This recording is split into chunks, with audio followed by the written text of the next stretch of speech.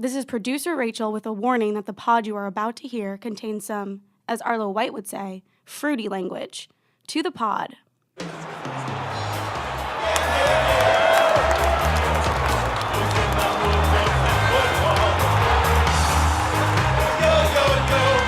comes the magic spray. Let's watch football.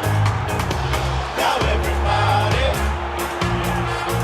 Come on everybody. We have a supporter striding onto the pitch.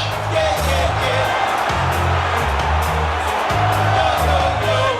Let's watch football. Let's do it live!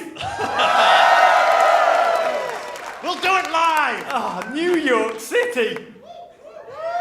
Welcome to Men in Blazers Viking Funeral for US Soccer! We come together to mourn, we come together to share, we come together to send our World Cup 2018 dreams of glory off on a longboat, shoot flaming arrows at it, and watch it sail towards Valhalla. I think Mick's Discaroo plays for Valhalla right now. Good outfit. They're in the Tippelhagen, David. They're mid-table, but they're doing well. It's just football, Rog. I've had to say this so many times to Rog over the last 31 days. It's just football. Calm down. There could be worse things. What? You could be an Everton fan. 2 points outside the relegation zone, 11:38 into the season. That does not reduce. We're just 4 points off Brighton in 8th. Look, the honest truth is, and I keep telling myself this, the last time the US did not make the World Cup, in 1985, Paul Carr told me, Everton won the title that season. It's not going to happen this year. I know it, because I've not felt my legs since August, David. Which is why tonight is so important to me, to be surrounded by so many GFOPs who've travelled across the country to be with us. Trevor Jetma, are you here? Hey, let's hear it. Trevor Jetma flew all the way from San Francisco to be here tonight. Yes, Trevor! He didn't know Men in Blazers were going to be on. He just loves Guinness and pies. There's GFOPs here from all across the West Coast, Arizona, Colorado, even the nice parts of Soho. No. And speaking of GFOPs, we want to open this evening's proceedings with a raven from one GFOP, Andy Beanstalk, who wrote a tribute to Gramercy Theatre, our fine venue tonight. Davo. I have never seen this before. I will be cold reading it in pure podcast style. Andy writes, back in the last century, before the Flatiron District knew it had a name, the Gramercy Theatre was my local movie house. It was there, here, most memorably, that I saw The Poseidon Adventure when I was a child. I write this because I believe The Poseidon Adventure is perhaps the most apt metaphor for the hopes of our national soccer team. A capsized hulk drifting listlessly, while Captain Gulati stands upside down on the bridge, spinning the wheel madly and calling for more steam. I propose that Rog be our Gene Hackman, leading us through danger as we climb up to the bottom, to the sweet rescue of the morning after, and our inevitable hosting of the World Cup at the LA Coliseum in the summer of 2026. I apologize, that was a poor cold read. It was meant to be hoisting of the World Cup at the LA Coliseum in the summer of 2026. We'll take hosting. We'll edit that. That's JW, let's edit that. I do realize that Gene Hackman dies in the film. I thought it was a good idea. But perhaps we could rewrite that part, though, knowing Rog, he might like martyrdom. Signed, Andy Beanstalk. Thank you, Andy. I gotta tell you, when I watched The Poseidon Adventure, age 6, it was a thinly veiled parable for the 2000 and... what year are we in? 17 US Adventure World Cup Hex experience. Even then, when I watched it in Liverpool, it was a prediction of the future. And I want to tell you, I want to raise this Guinness to you. My first Guinness of the night. Let's hear it. Because it's just hit me. I embrace for this sad nap that we've only all just begun together. We're not even in the REM stage yet. And despite your urging that this is just a game, this American carnage, Davo, it's truly, truly impacted me. I mean, I feel sadder right now than Sunil Gulati when he found out that there's no bloody NIT version of the World Cup. I mean, WTF? No, there could be, Rog, but there is no alternative facts World Cup Anniversario edition. Not yet, but if Sunil runs for another term, you never know. Tonight our goal is to drink a lot of Guinness. Responsibly. And to drink a lot of Guinness. Responsibly. And to proactively work through the 5 stages of grief together in the company of GFOPs. I want to move from denial. I want to be at the anger stage. You love denial. I love anger. And sadness. I love depression. I can't believe these words are coming out of my mouth. I believe by the end of this evening, we're all of us here, guaranteed to come out in a positive place. And I realise, once I say that, David, that's far-fetched. That's so unlike you. Responsibly. But the thing that makes me saddest, I just want to say that out front and publicly, other than the fact that we're going to totally blow an opportunity to grow the game we love and the country we love even more in 2018. Keep it up. The thing that pisses me off the most is the loss of collective memory that we've developed together in America. World Cup to World Cup, both good moments, challenging moments. I'd take challenging moments right now, because together, and you agree with me, World Cups with America in them, they form the spine of our lives. Yeah, we've seen them all, Rog. Little known fact, you and I met back in 1930, sailing down to Uruguay with the kids, the US team on the SS Monago. Gave them a couple of hints. To watch our American boys march right into the semi-finals. We don't make enough of this achievement in this country. Semi-bloody The finals US reached the World Cup. The US, those boys, they reached the semi-finals of the World Cup. Amazing. Mate, you guys are taking the semi-finals of the World Cup for granted. I find that astonishing, America. Jumping forward a little bit, let's just go to the watershed year, 1994. Our mostly amateur team, and most of the players, unbelievably, had never played a minute of club football before they took the field, swaggered onto that field, ginger of hair, frosted denim of jersey, all of them. And they shocked the world by doing this to Colombia. I was there. Sorber ever steady. And Dooley in the middle. Ronaldo will send it near side to Chad Ramos. This is good possession here. Ramos sending out on the score. A diagonal ball to a vertical run. I love it. Score! Oh, that build-up play. It's like watching Manchester City. Bloody hell. This season. 2002, Rog. Youth, vigour, enthusiasm, shocking Portugal, destroying Mexico, and only just falling to Germany in the quarters. It was handball. To leave with heads held high. Let's skip 2006, right? It's a bit of a bummer. They were good against Italy. The worst part of 2006 was that Davo and I met at the end of the World Cup and we started Men in Blazers. We're sorry. I'm sorry. That was pallid clapping. That was, by the way, that was fishing for compliments. We started Men in Blazers! Oh, let's savor 2010 instead. Let me take you to Algeria. I sound like George Michael. Let me take you Algeria, 91st minute, cue national euphoria, and a knighthood for Syrian Dark. To Guardiola, who plays it deep. Saifi with a header. Howard gratefully claims it. Distribution, brilliant. Landon Donovan, there are things on here for the USA. Can they do it here?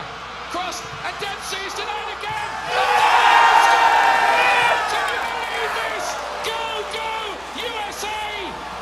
Certainly through. Oh, it's incredible.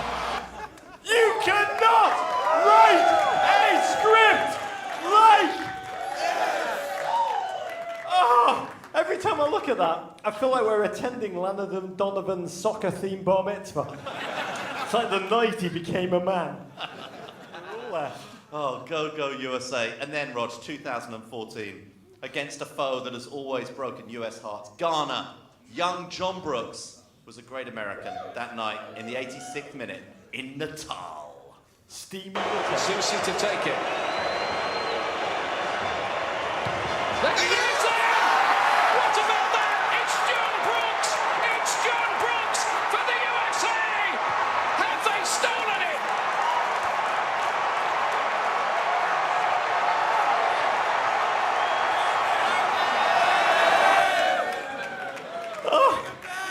There's German Dad. Yeah. Papa! Oh, that goal. Tears, hysteria. And for a fleeting moment, everything felt possible. Good, Fabian, good! Until it wasn't possible, Rog. That is the whole theme of this evening, sir. It's sort of... We've got to address it at some point on a show called What the Fuck Happened? Because if one thing is for sure, the only thing that we know that is objectively true, there'll be none of this in 2018. No shared memories, no thrilling moments, no searing pain, which I like more. Right, Arsenal fans? No ballads written to random German Americans. Just the numbing, nagging realization that all of us are in American soccer's upside down. And in the most un-American way possible, which really is true, we're unable to even compete, which we can't quite compute yet. It's why it's sticking in our... If we were English, we'd be like, all right, we didn't do it. Yeah. You go. Just like 74, 78, 94, we haven't made it again. Right now, all of us are in... We can't still believe that it happened. And yet, it did happen, Rog. And it is upon all of us here to admit that and begin to process it, especially you. In this last hex, the United States came 5th out of 6 teams. Our boys did concede the first goal 5 times in 10 games. We not only lost our first home qualifier since 2002, we lost 2 home games in a qualifying cycle for the first time since 1957. The mission, it seemed it had been accomplished after spanking Panama deliriously in Jamlando. Yet somehow, on that final doomed night, the nation that put a man on the moon and a Starbucks on every corner, on every street in the globe, when all the US needed was a draw, a single point, against Trinidad and Tobago, a team ranked 99th in the world. Without Tobago, they might have been 88th. There would have been 107. A team that had won just a single game in the hex coming into the match to go through to Russia. Suddenly, the US was so very, very CONCACAF-y. Listening to that, Davo, I know everyone here is thinking the same thing. It's all my fault for applying for American citizenship. I am Jonah.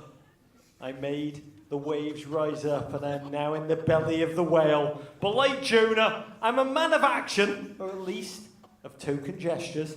It's true. And here's what I want to do tonight. Okay, go. If it's okay with you all, is it okay with you all? He hasn't said what he's going to do yet. You guys need to read the papers more. I'm going to invite 2 of our favourite football minds to the stage. We're going to talk through the big questions, TNT, WTF, and the other question, how the Sunil Gulati did this happen? And we're going to dig into the short-term impacts and the long-term impacts, and I hope most positively, what constructive lessons can we take from the errors of the past cycle? How can we build a wonderful, truly competitive, hopefully triumphant future? That's my focus for the next hour, David. Yeah, we want tonight to be constructive as we take a forensic deep dive into not just this US team, but the system, culture, and circumstances that surround it to help let's bring our US men's national team small council. Small council convene! Onto the stage.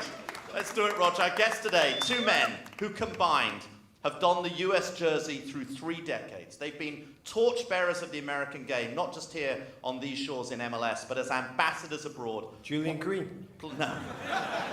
Plying their trade in Serie A and Liga MX, respectively. Since retiring, they've both gone on to lead the phalanx of American football, soccer broadcasters, with one of them even finding time to release one of the most underrated albums of 2016. We welcome to the stage two GFOPs and American soccer heroes, Fox Sports' Alexi Lalas and ESPN's Hercules Gomez!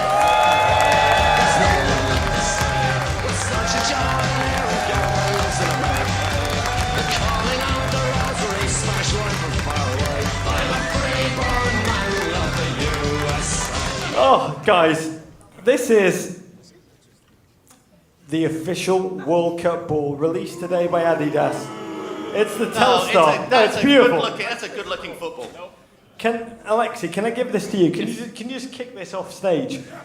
It's the only time an American international is going to kick this soccer ball. Watch it.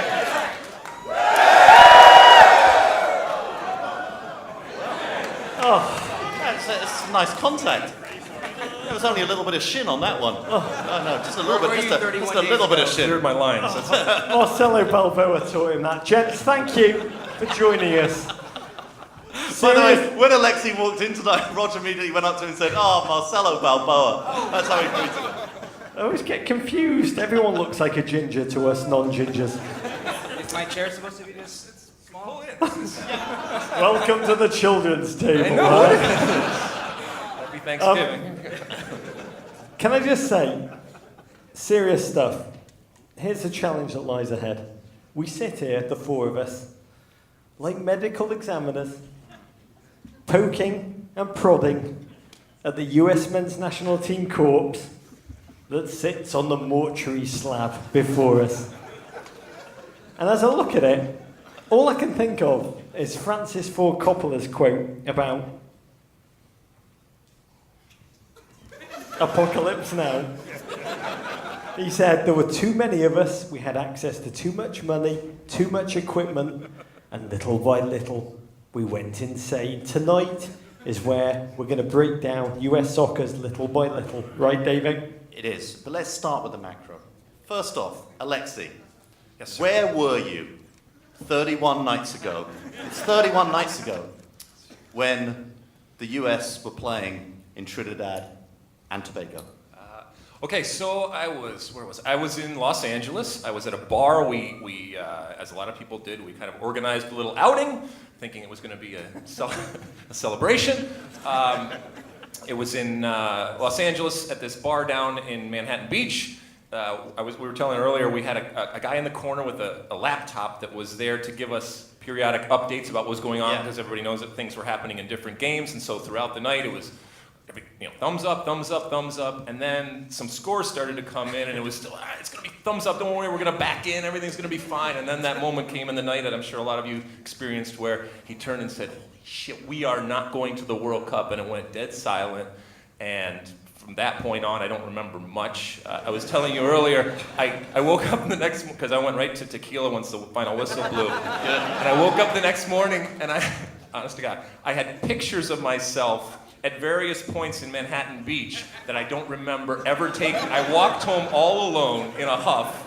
And That happens to me every time I go to Manhattan Beach. So that was it. That was that night. But it's nice to know you had your cell phone, because I was monitoring you. I got to admit that I was very worried about you that night. And you were off the Twitter.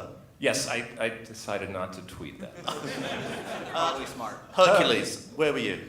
Well, I was in Bristol at ESPN, and I recall having dinner with my wife because I had to stick around for a hit, ESPN Nación, and I was going to watch the game, and afterwards, Max Bretos and we have a podcast together. We were going to do this podcast. So I come back from dinner with my wife. Podcast. Yes. To Russia! Podcast. It was going to be called We Did It, We're Going to Russia, but it didn't happen. And I'm watching... Like Carter Page.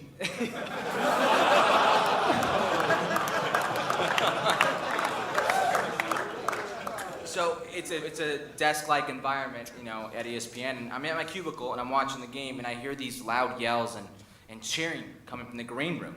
So I start making my way to the green room because on our level, I thought it was just me. And I noticed it's Shaka Hislop.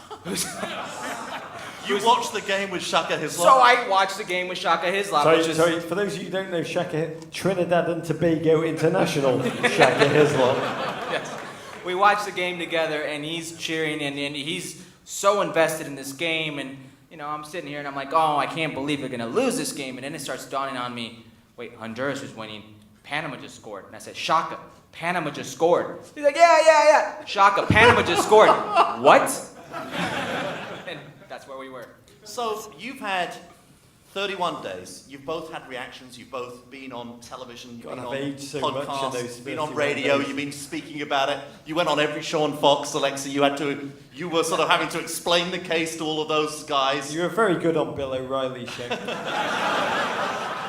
But you've now had 31 days to process, and we're going to go in detail through every single element. Believe me, Roger's written the script. We're going through every single little element. But just broadly, 60 seconds now, when people ask you the title of tonight's show, what the F happened, how do you answer it in 60 seconds? Alexi Lalas.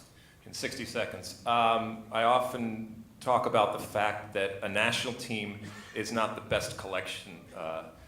It's not the best players, but it's the best collection of players. And I think ultimately when you look at the collection of players that was assembled, whether it was at the time when Jurgen Klinsmann had him or when the time that Bruce Arena had him, while it was a bunch of talented individuals, it was a bad team. And I think that time and time again they proved it, and most importantly, at the time when they most needed to be a team, they weren't. And individually, they can go on and be incredible and be in other teams where they are a collection of their parts. But in this moment, I just think it was a bad collection of team. I don't think that it was, and we'll talk about this more, I don't think it was the system.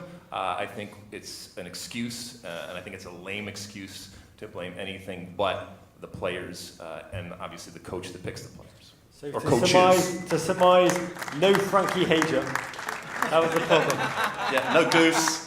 Yeah. No Hager. Yeah. Where was Trundalo when we needed him? Yeah. Very, very true. Herc. 60 seconds.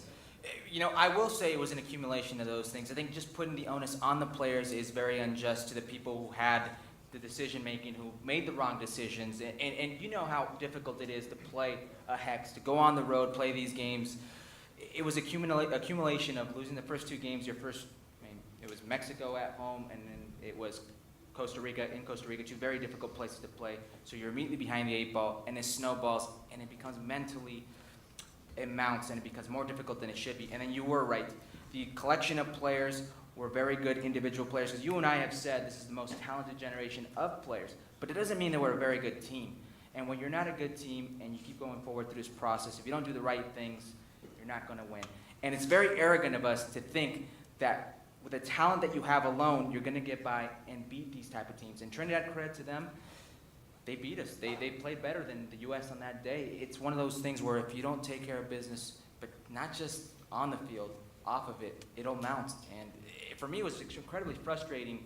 The next day, I have to go to ESPN, and I'm on from 9 a.m. till about 7 p.m. Every hour on the hour, I'm in Latin America, and I'm the face for what happened with the U.S. So it was an incredibly frustrating day, but it made me realize this goes beyond just that one night. Quick follow-up question before we get into detail.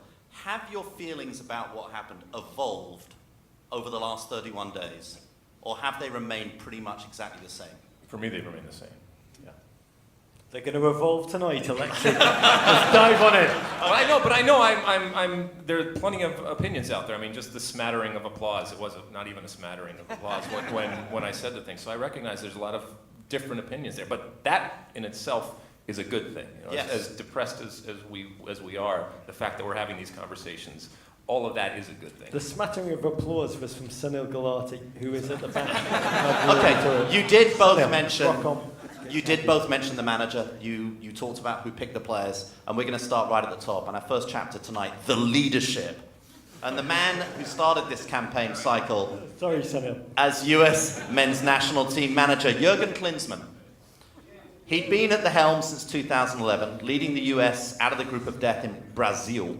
But in the first 2 Hex games last November, a 2-1 home defeat to Mexico and Columbus and a 4-0 battering away to Costa Rica, his team fell woefully short. Herc and Alexi, how do you remember how do you remember Jurgen now? How do you think of him now?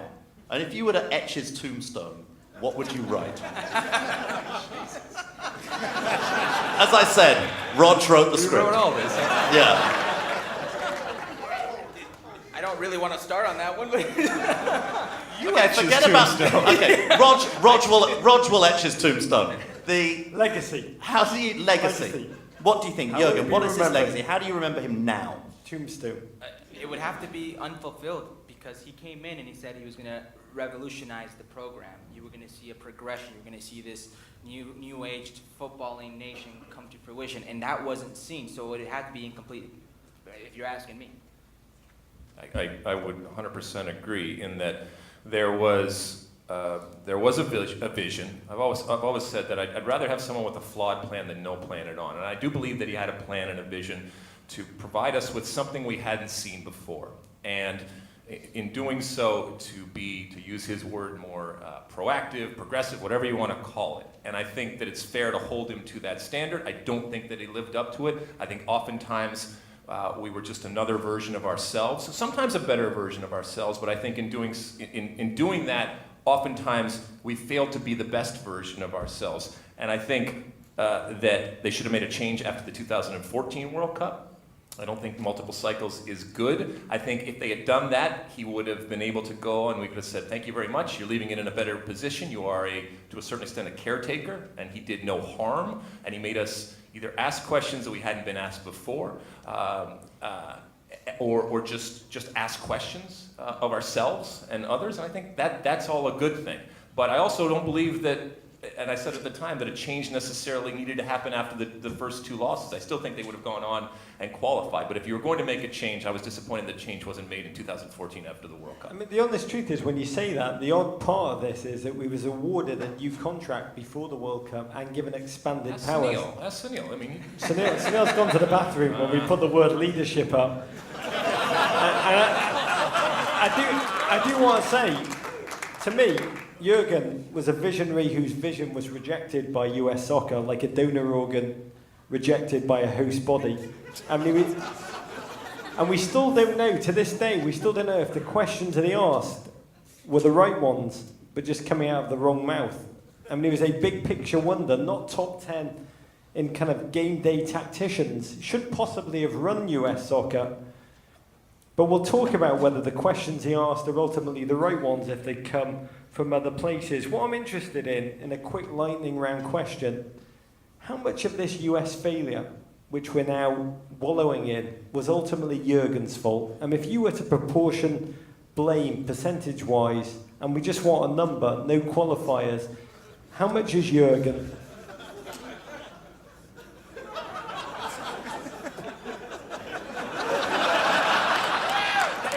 so you want a percentage between Bruce Arena and Jurgen Klinsmann? Between 1 and 100. Okay, no, so... No, he's not measuring he's just saying a percentage of how much fault goes to Jurgen. Right. Not assuming that all the rest of it goes to Bruce, but how much... Who the hell else is it going to go to? Yeah, but Roger's question. I'm just explaining the question. All right,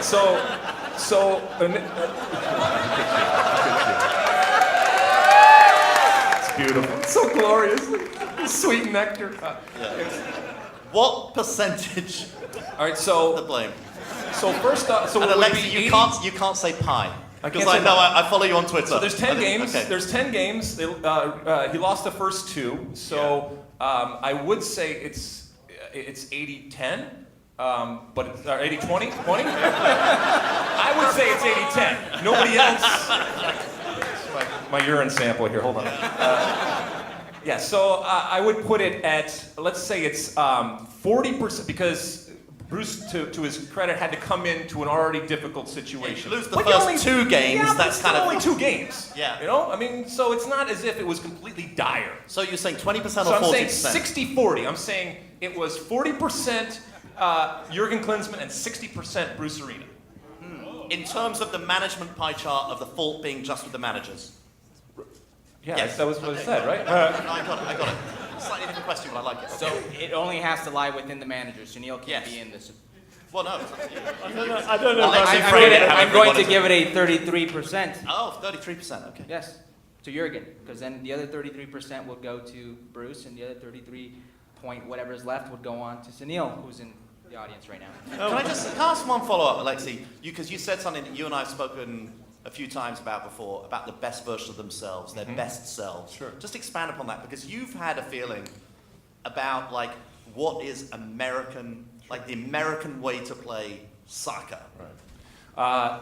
So our size and our diversity is what makes, in my opinion, what makes our country great. But also when, that's easy. That's an easy one, right? Yeah.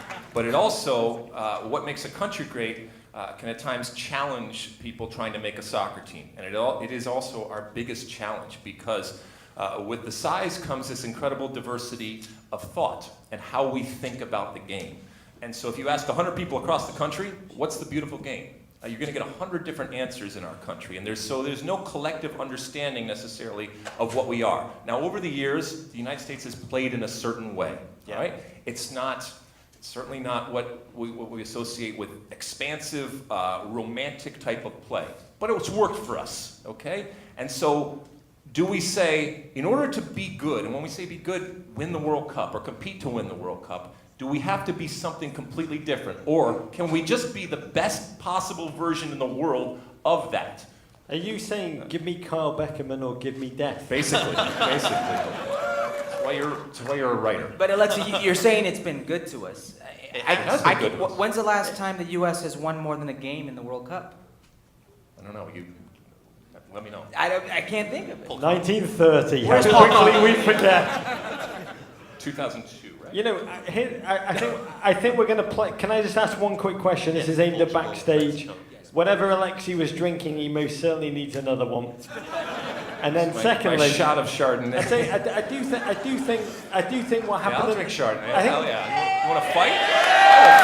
I will fight you over Chardonnay. There we go, Relax, Rachel. relax, Lex. Very good, thanks, Rachel. Can we hear it for Rachel? You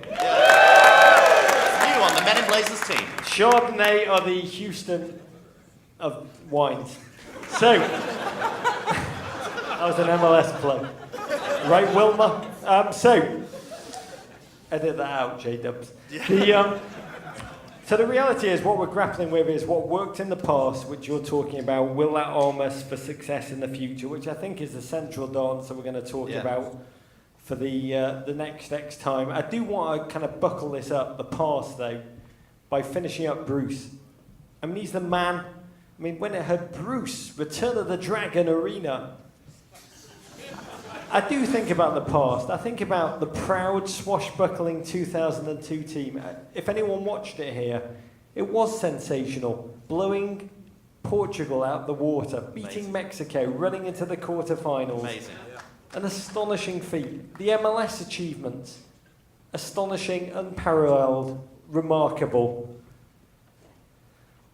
But this is 2017, and his US team, the 2000 loss against Costa Rica in Harrison, New Jersey, the 85th minute scrap-together draw in Honduras, the deceitful, emotionally battering of Panama in Jamlando on that Friday night. Oh my God, when it felt job done, we're going to Russia.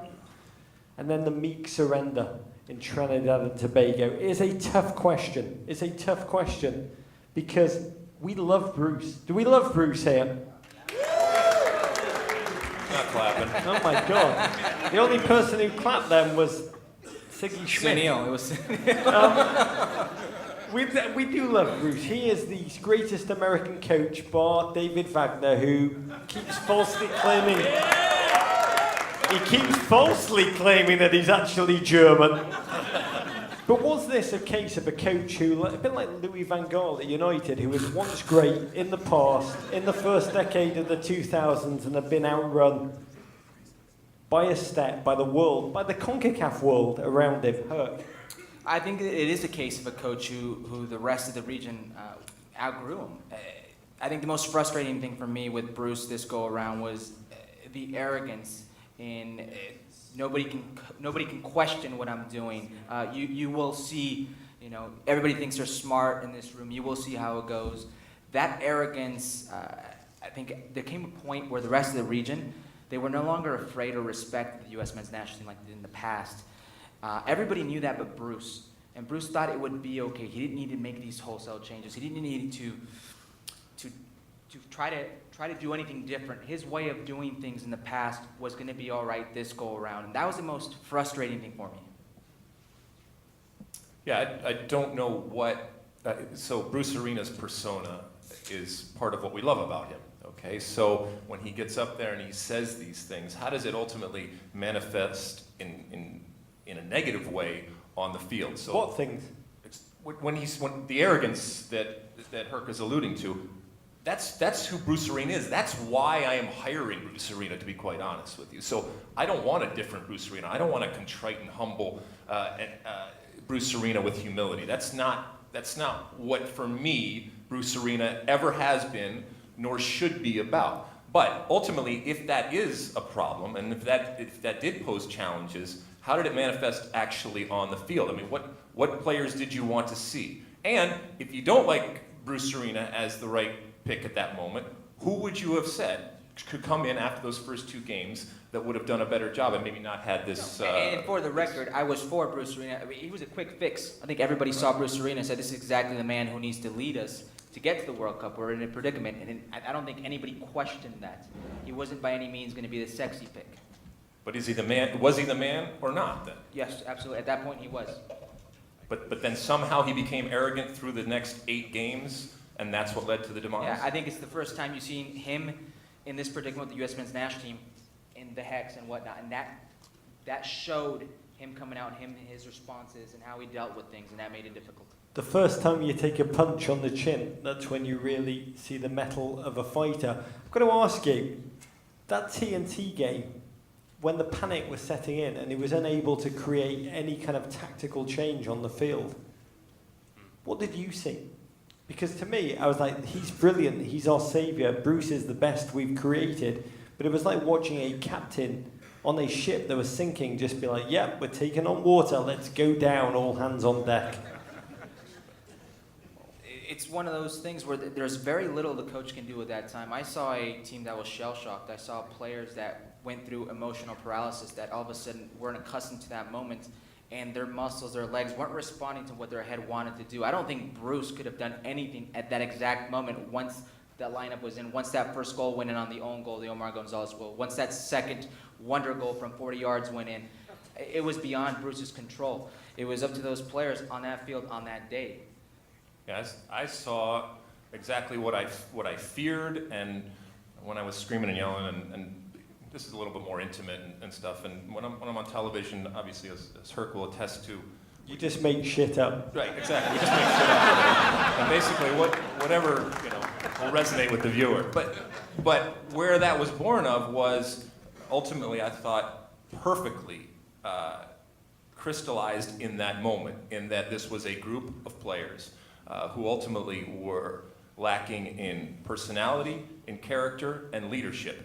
Individually, they could have that. But when they got all together, it was a collection of players that just didn't fit because they didn't have those attributes at the most important time. We'll get to the And players. a collection of players, which we'll get to, but staying on the manager thing, who were very happy to see Bruce Arena come in and lead them. Had been a lot of rumours, been very critical of the training techniques, the way they've been managed. The players by are a pain in Jurgen the ass. Klinsmann. So of course they're gonna, because Bruce is gonna come in, he's gonna let them go out to dinner, he's gonna let them, as you know, Bruce, or any coach that comes in, he's gonna say, this is what was happening.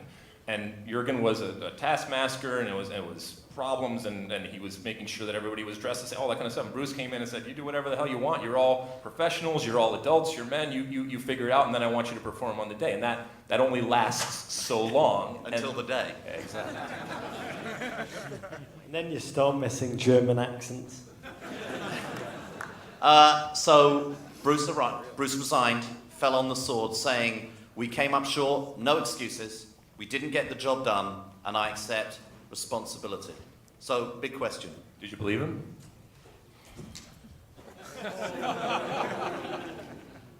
You know, I think that he's the first part of that, we came up short, no excuses. Like, soccer is a bottom line sport. I think you wrote that soccer, it's not what you deserve, you get what you take out of the game, and his team didn't take out of the game, and I think he's the kind of guy who would say the same thing. I think that the idea that Bruce feels 100% responsibility, I don't think he does feel 100% responsibility. So I think It's Bruce Arena, of course not. Yes, but I think I accept responsibility. That didn't seem exactly completely genuine. But I do think it's the kind of thing that the manager should say in a press conference when your team doesn't qualify for the World Cup. But here's the big question for you, Alexi. You asked me a hard question. Who should be the next manager of the US Women's national team? Alexi. I don't know. I mean, look, Tab, Bora, look. Somebody see Bora? I think it's Bora. By the way, I love Bora, but can I just say, you can't do that. Sam Allardyce is sitting by the bar. Did you hear him today? Yeah, and he just shouted out Tata Martinez. Did you hear him Hello, today talking Sam. about the national? He was, go in, it's 10 games, I get to live in the US, we'll kind of hang out, it's not pressure or anything like that, I'll live wherever they tell me to live. He doesn't he's know we not don't wrong. make pies in the US. Whatever. Alexi. Okay. So I don't have a preference as to being, you have to be American, really doesn't matter to me. I think you do have to have a fundamental understanding of what this country is, and more importantly, what this country is relative to soccer, and have an understanding of the history and the depth and the complexities that are involved in it. All I care about is that ultimately somebody comes in and is able to articulate both privately and publicly exactly how they want to go about doing this. I want the ability to individually talk about players and collectively how we are going to play, and come hell or high water, that is what we're going to do. And guess what? When we do it, there are going to be some very good players that just don't fit into it. And that's okay. We've tried to be everything to everybody for so long. And I think in a country our size, once again, with the diversity that we have, it's very, very difficult to do. And I think that whether that's a Tab Ramos, whether that's a Peter Vermes, or anybody else, it really doesn't matter to me as long as that person is able to articulate that. And I don't even have to agree with it. I could, once again, just say, this is what we're going to do. And guess what? Players, you're going to have to adapt to what that, ultimately, that template actually looks like. And if you don't, fine, you could be a great player, but nothing scares us more than unrealized talent or unfulfilled talent or talent that we don't give a position to. But it's okay. In order for us to go forward, I think sometimes, like as I said, we are trying to be everything to everybody, and I think it's a waste of time and resources going forward. Come on, Alexi, give us a name. Give us a name, Alexi. Peter Vermes. Peter Vermes, there we go. I thought you were going to say Eric Ronaldo, but Peter Vermes it is. He's got bigger things. I'll give you a name, Tata Martino. And the reason I will say Tata Martino is, wait, give me a chance. The reason I will say Tata Martino is, here's a guy who's had success. Say it so well. I just love the way you say it. The guy's success, club level, national team level, multiple national teams. Now, we don't have the type of player that an Argentina or a Spain or any of these other countries like Brazil will have. We're not that type of player yet. But we do have the type of player. Christian's not there either. Okay, he's a very good player, but he's not going to play in Brazil. How dare you? Love him. But we do have the type of players that a Paraguay national team has, and he did wonders with the Paraguay national team. He understands the American athlete already, the American player. He's got a good understanding of what Major League Soccer is already, and he's a household name within the soccer community. So I would go for Tata Martino. I mean, it's such a weird job to be an international manager. You have to be able to summon the best out of players when you only really have them for 3 days at a time, and then they're with the club. They're not really. You don't really have the influence that we project on them. But that's why, for me, we can talk about the coach all we want. If they're going to actually have a technical director, for me, that's a much more important hire. I was going to say, is who manages the team, because they have the manager. We like to project glory upon them. The reality is they have them for 3 days. Please God, let them understand the American ecosystem, because it's so jerry-rigged. They need to understand. So Tata Martino is a phenomenal idea. They need to understand the American game. He does. Peter Vermes does. Miguel Herrera, God, I love that man. Greg Popovich. He'd be my second choice after Christian Pulisic's mum and dad. But I want to ask you, is who manages the team the most important next decision, or is the person who's tasked with being technical director even more important to our future? That's the one we should be obsessing about. I mean, this whole technical director, sporting director, director of soccer, whatever you want to do, it all came into vogue over the last 10 years because everybody else was doing it, and we wanted to put it in. I mean, you were around at the Galaxy when we were there, and we've got to have a technical director, but nobody knew what the hell that meant. And if you go ask teams right now what it means, there's many, many different definitions of what that is. But if the United States Soccer Federation and Sunil Gulati, who we know has made decisions in the past that we can certainly argue with, it's all right, buddy, I'll talk about you, it's all right, it's okay. Sunil's at the bar with I know, some he's at other the dice. But if we're going to have a technical director, that needs to happen first. It doesn't make any sense in any situation to have a coach named first, manager, whatever you want to call it, and then a technical director. Because the technical director has to have the vision. And then you go out and find whoever it is, he or she, to implement that vision on those 3 days or 4 days that you have. And coaches will lie to you. Yeah, I can do it, everything. You have to be able to see through their bullshit and say, no, this is a person that understands and can work within this template that I'm laying out, and I feel I'm supportive and I'm confident that this person is being able to do that on those 3 and 4 days, or if it is a week or 2 weeks, to be able to do that. You're absolutely right. You spoke about needing somebody who has the vision. There's no use in going out and getting a coach if who is responsible for getting that coach isn't part of that vision or share that vision. There has to be a blueprint, a plan going forward. So technical director before a coach, absolutely. Which brings us to Sunil Gulati.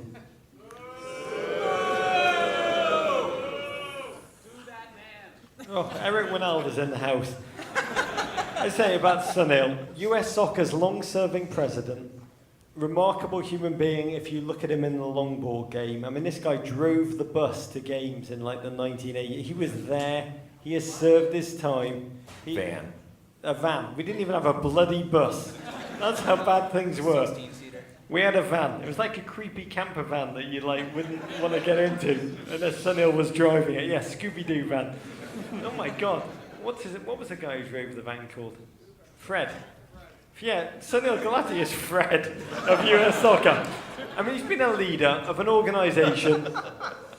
It's now failed in its mission. To me, I think of the US Marine Code of Honour, that a leader is responsible for the action of his subordinates. To me, Sunil has been a remarkable servant for decades within US Soccer. Here's what I want to know. If you both were players, internationals, striving, competitive, trying to be your best, if Sunil stays on, doesn't it send a signal to every player, employee, youth player, men's and women's in the United States system that failure's okay, mediocrity's okay, keep going? I think it does. I think it not only sends that to everybody involved with U.S. Soccer, but the fan base. And right now, there needs to be a sense of belief that this is going somewhere. This is going to be going in a different direction. Sunil, we should absolutely thank Sunil for everything he's done, but there comes a time in every leader's life, every leader's career, where you've taken this program as far as you can take it, and I do feel that's where Sunil's at today. Can Sunil still be involved in U.S. Soccer at some capacity, in some landscape? Absolutely. But as of right now, going forward for U.S. Soccer president, Sunil shouldn't be there. Yeah, I think it signifies to every player that you scored goals for us for a number of games, and you're our leading goal scorer, and you shit the bed in the most important game, and yet there's another game coming, and I'm still going to start you. In that I'm told for years that American players lack the pressure and the environment and the expectations that others around the world have. So I think, regardless of your feelings when it comes to Sunil, I think we would all agree that there has never been more attention, focus, and at a certain point, pressure on the United States Soccer Federation after what happened in Trinidad and Tobago. So I would like to see, if Sunil continues, what a Sunil Gulati looks like, where people actually care what the hell he's doing. Okay? I would actually like to see Sunil Gulati whose feet are held to the fire. And if Sunil Gulati, because if your criteria is we didn't make the World Cup, then it's simple. We don't have an argument or any type of discussion here. We didn't make the World Cup, boom, get somebody else in right now. But if your definition and your criteria involves other layers and other things when it comes to being the president of the Soccer Federation, then all of the good stuff that he has is viable too. So he's also the president that oversaw the United States winning a World Cup. So if it is just not making the World Cup, and I get it, it's a huge moment, it can be a watershed moment, and for some people, it is only the tip of the iceberg and the things they've been saying for a long time, understand that. But if that's your only criteria, then it's simple. Sunil out and we'll bring somebody else Alexi, in. what about equal play? What about the Project 2010? We're going to win the World Cup by 2010. Sunil was part of that. What about everything that's happened with FIFA, Chuck Blazer, that Sunil was also involved in? He's not just clean on this. There are a lot of things Hold on a second. that Sunil has been a couple of. That if we're gonna, so if you know something about Sunil when it comes to Chuck Blazer or when it comes to FIFA, then go ahead and tell everyone. Well, it's either ignorance or so everybody lack of that's intelligence. in that room is dirty. No. Everybody that ever met Chuck Well, are Blazer. we talking about FIFA? I met Chuck Blazer. I know Chuck Blazer. Is that a statement or a question? Because to be candid, I mean, it is fascinating to me, whatever the implications are, the US soccer, which is now powerful, we live in a country of 330 million people, and the one bloke has to lead the charge on, I mean, he's like Ryan Seacrest, he's everywhere. He is, he's our leader, he's our CONCACAF rep, he's going to lead the USA World Cup 2026 bid. And I will say, like, I admire Sunil for what he's done. What depresses me is that there's just such a thin bench for US soccer in the bureaucracy. I mean, it depresses me, it really, really does, that there's not more candidates. And it feels like US soccer is an when I look at, like, we don't know how did Jurgen receive a contract renewal weeks before the World Cup. We don't know who are the 534 delegates who elect the next president. We don't quite understand it. And it does feel, I'll be candid, US soccer as an organisation, the game has made leaps and bounds in the past 30 years. There's no doubt. It does feel like US soccer is still an organisation designed to live in the shadows when the sport was still a minor one in the 1980s. So notwithstanding the fact that I'm, a egotistical, arrogant, narcissistic type of shill when it comes to U.S. soccer, and I'm in Sunil Gulati's back pocket, who would you say should be the president?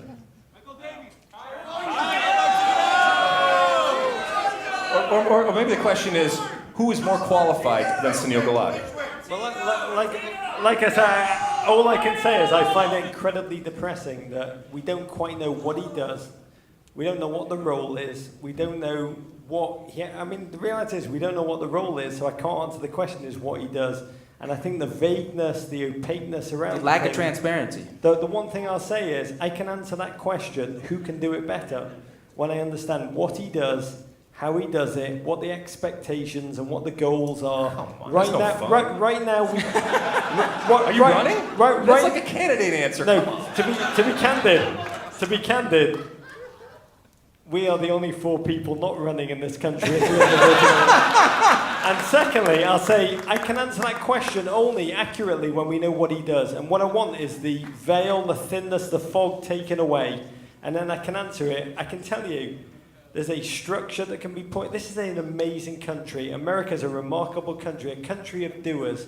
You have 2 types of team. You have the dream team, the basketball team, where you destroy all comers. You laugh when Charles Barkley elbows an Angolan basketball player in the side of the head, which I've never understood because we're English. We don't understand that. Foreign deaths don't count as much. It just is. And you have... It is. I think that's a belief of many American sports fans, and Fair. it is. Fair. And you have the second kind of winner you have, which is the underdog. You have the miracle on ice. You have the team that is an underdog that wins. Rudy! That wins despite Breck Shea was meant to be our Rudy. You have the team that wins despite all the odds.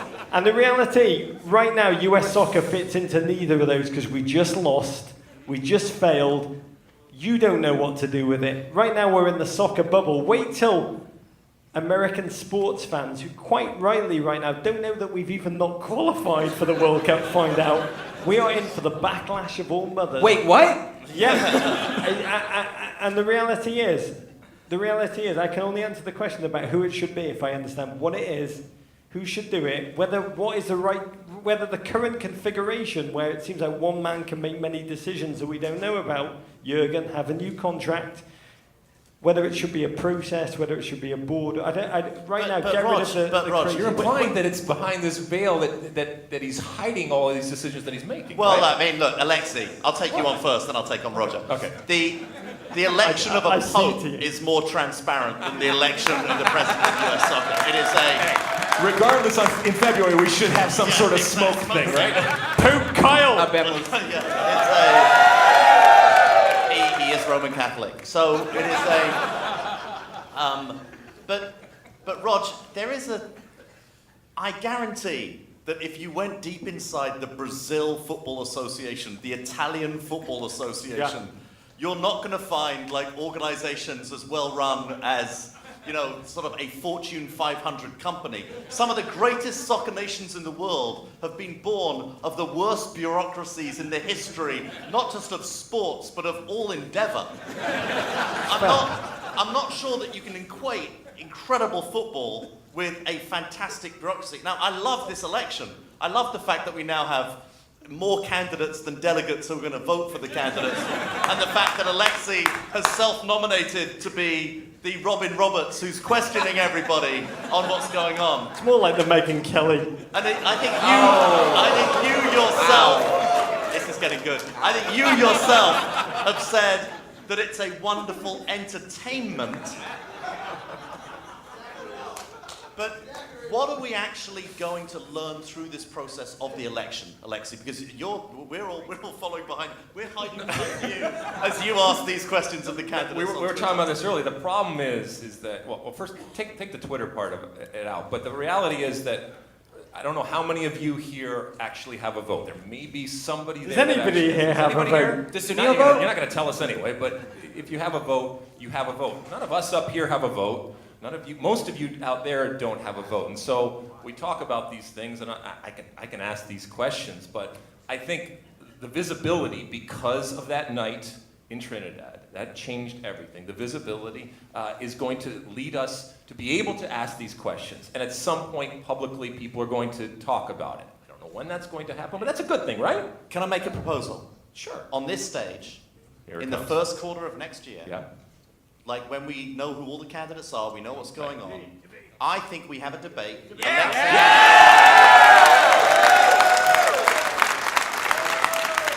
Embassy Road, the production company I work at, we work on the presidential debates. We've got a debate team. We do a presidential debate here. We invite all the candidates. If they don't show up, you don't get equal time. Martin O'Malley. And we put you and some other qualified people. I would love that.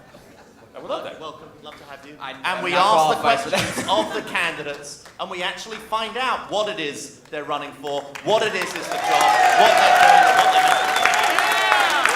Are you in? I love that. I don't like to be the downer, but we're never going to fit them all on this tiny stage, David. Carl's very small. When you mentioned the Italian and the Brazilian Federation, I just want a point of information. Sunil is the treasurer of the Italian League, and I don't know what he does on the Brazilian one, but I've seen him in that jersey. Time for our second chapter. Yes, here the we go. Players! Oh, I can't wait. Alexi. Before the last two games, I mean, we properly love this. This, for me, is the entertainment highlight of 2017. Can Alexi get another drink, please? Before the last two games, you went on a Lalas rant. That's not Rachel! Let's have a listen to your rant. Dark days indeed, but this is a time for leaders to step up. And so to the supposed leaders, I will say this. All right, Tim Howard. Tim, the Belgium game ended 3 years ago. We need you to save the ball now. Jeff Cameron, clean it up, or let's get someone who will. Clint Dempsey, yeah, you're a national team legend. Now we need you to be a national team leader. Michael Bradley, the U.S. does not need you to be zen. The U.S. needs you to play better. Josie Altidore, is this really as good as it gets? Because it's still not good enough. Bruce Arena, Bruce, Jurgen Klinsmann lost at home to Mexico. You lost at home to Costa Rica. This is now all on you, not Jurgen. Oh, and by the way, to all the guys that I didn't mention it because you don't even warrant to mention, that includes you too, Wonder Boy. So, what are you guys gonna do? You're gonna continue to be a bunch of soft, underperforming, tattooed millionaires? You are a soccer generation that has been given everything. You are a soccer generation who is on the verge of squandering everything. So, now it's time to pay it back. Make us believe again. You don't owe it to yourselves. You owe it to us. And get off my lawn. And get off my lawn. Sick burn, bro! Don't send it! Alexi just told me. That poor co-commentator, Mark Followell.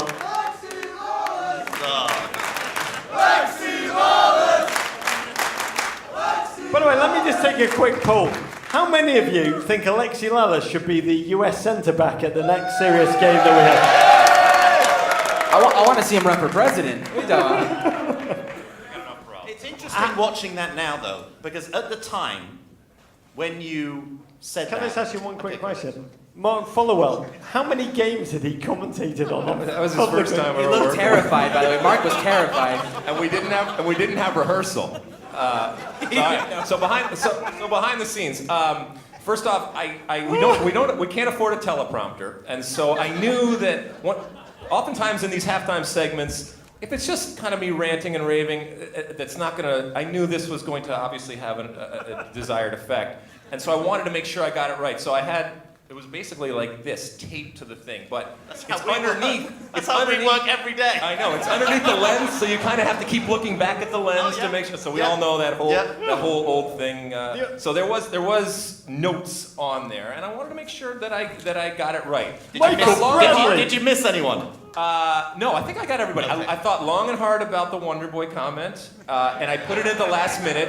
And then the last thing that I said there about get off my lawn, I put that in at the very last minute to try to at least give a wink and a nod to everybody that I know that I was looking, even now, here today, I know I look like an older generation type of guy, and an old guy, grumpy guy screaming about this stuff like that. But it was ultimately from the heart. It was prescient, too.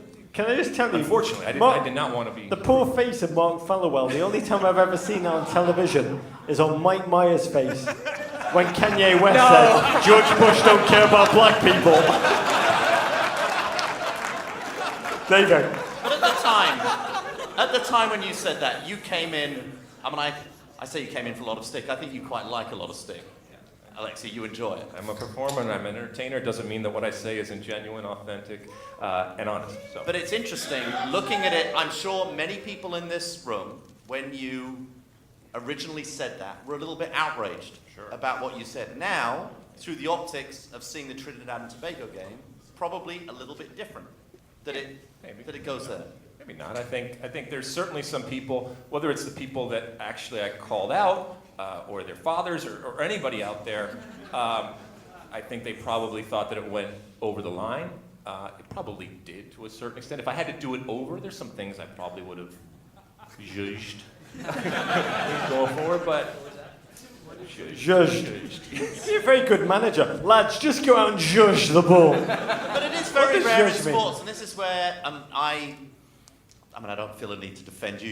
You're a large man. You can defend yourself. But I did find myself defending you quite a lot because I find it crazy in sports how rarely players are called to task for what is ultimately their responsibility on a field of play. And even more, more rarely in soccer. I mean, but in all sports, we tend to blame the coach, the manager, the administrator, everything. It's so rare that the players are actually called out, and I thought it was. Which is a nice segue to a little game that you want to play, David.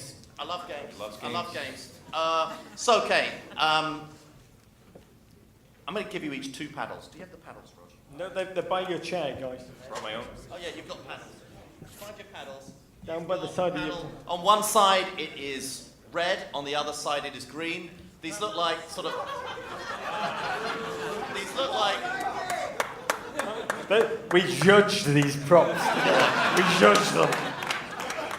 These are like ping pong paddles in that jail you drive past on the way to the airport. So for those of you listening at home who can't see this, there's unbelievably expensive paddles handed to her and Gomez. They're made of gold. Yeah. And on one side, Davo provided them. They're from his home. They're made of diamonds. And that is as if they were red, which means no, no, no. And the other side, they're platinum coated, as if they're green, Julian green.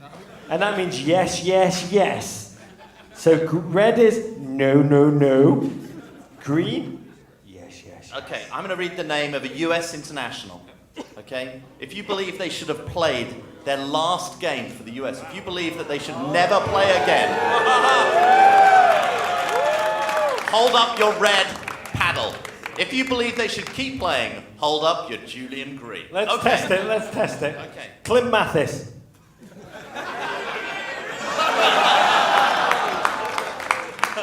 David.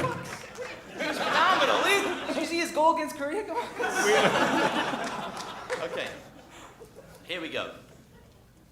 We begin. Tim Howard.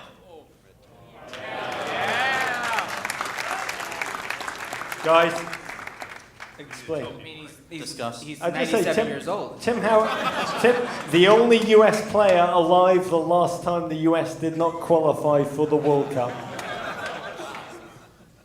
Explain yourselves. We have to explain. He's not going to be around for the next World Cup. I don't think there is any explanation needed on that one. Let me ask you, how do we not find a new first-string goalkeeper for this cycle? Ethan Horvath, Bill Hamid, Stefan Fry, David. We did not qualify for the World Cup because of Tim Howard. I mean, Not the question. How do we not find a new first-string goalkeeper for this cycle? I don't know. How I thought we were just putting these things up. Alex, how was Brad and Casey when they retired? I mean, it's always a position that the older you get, goalkeepers still stay relatively sharp, and it's never been an issue with the U.S. It's been one of the best positions they've had. I just think it's letting in goals. I don't care how old you are. If you're letting in goals, I don't want you there. Walter Barr, take that. Okay, next. Clint Dempsey. Oh! Herc 34. Green. 34, Alexi Red. 157 caps, 872 goals. Well, I'm checking that with Paul Carr. Guys, speak. Go for it. Listen, I would hate to see one of the two best players to ever play the game not have his own send-off. So if you're telling me today does he deserve one more game, I'm saying Clint Dempsey absolutely deserves one more game.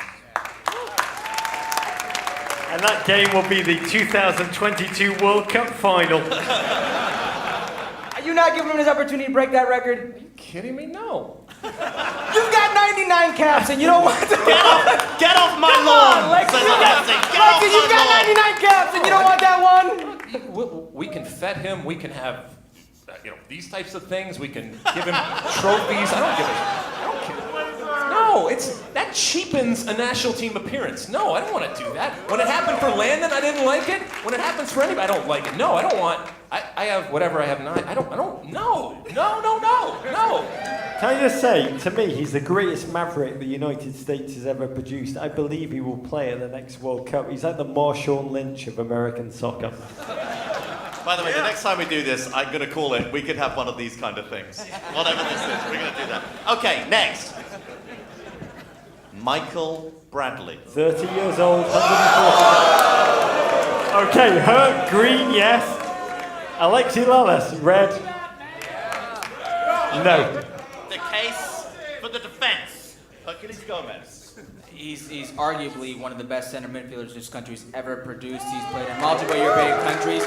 He's only 30 years old, and the next generation coming through, they have to be groomed. If you're telling me they can't learn something from one of the best center midfielders ever played the game for the United States men's national team, I'm calling bullshit.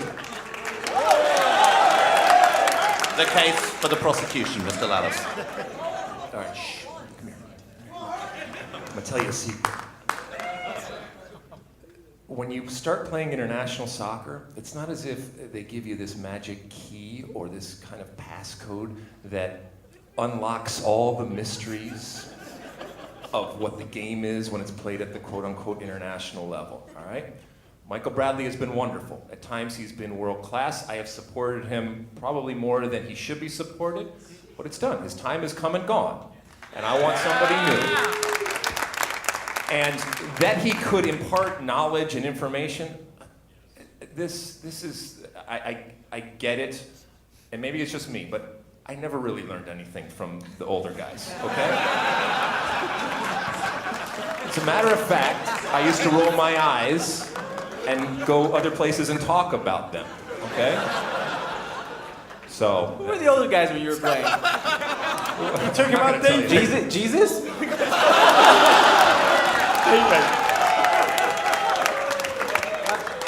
All I'll say about Michael Bradley is a phenomenal footballer who is mortal. He's not a demigod. And he's bald. I know. That's why I'll be honest, I'm completely biased. He's a power bald.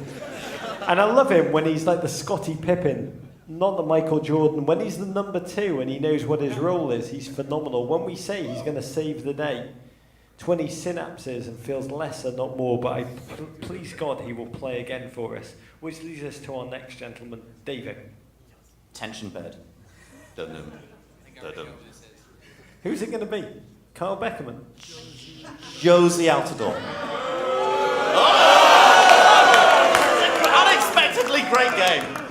Oh my God! Can I just repeat for pod listeners what's happened here, David? There is Hercules Gomez Esquire is the case for the defence, holding up green, and seems to be a pattern here. Alexi Lalas Esquire, red for the prosecution. Should never play again. Mr. Hercules Gomez, the floor is yours. Well, I've been accused of being a player apologist, and this is the thing. When you look at Josie Altidore and Michael Bradley, I firmly believe these two players have been labeled as these symbols of the deception and failure that has been the U.S. men's national team this go around, because there were two players that were playing in Europe and in many people's eyes sold out to come to play in the MLS, that they left the possibilities of being better players behind for the money. So right now, they are the symbol of everything that is wrong with the American player. That said, Josie Altidore is 28 years old. He is the number 3 leading goal scorer in the history of the U.S. men's national team at 28 years old. If you're telling me Josie Altidore can't help you get to the World Cup, I'm not saying he's going to be playing at the next World Cup, but if you're telling me he can't help you get to the World Cup because you still need to qualify, I don't know what game we're looking at. Mr. Lalas. I'm going to quote myself. If this is as good as it gets, it's still not good enough. So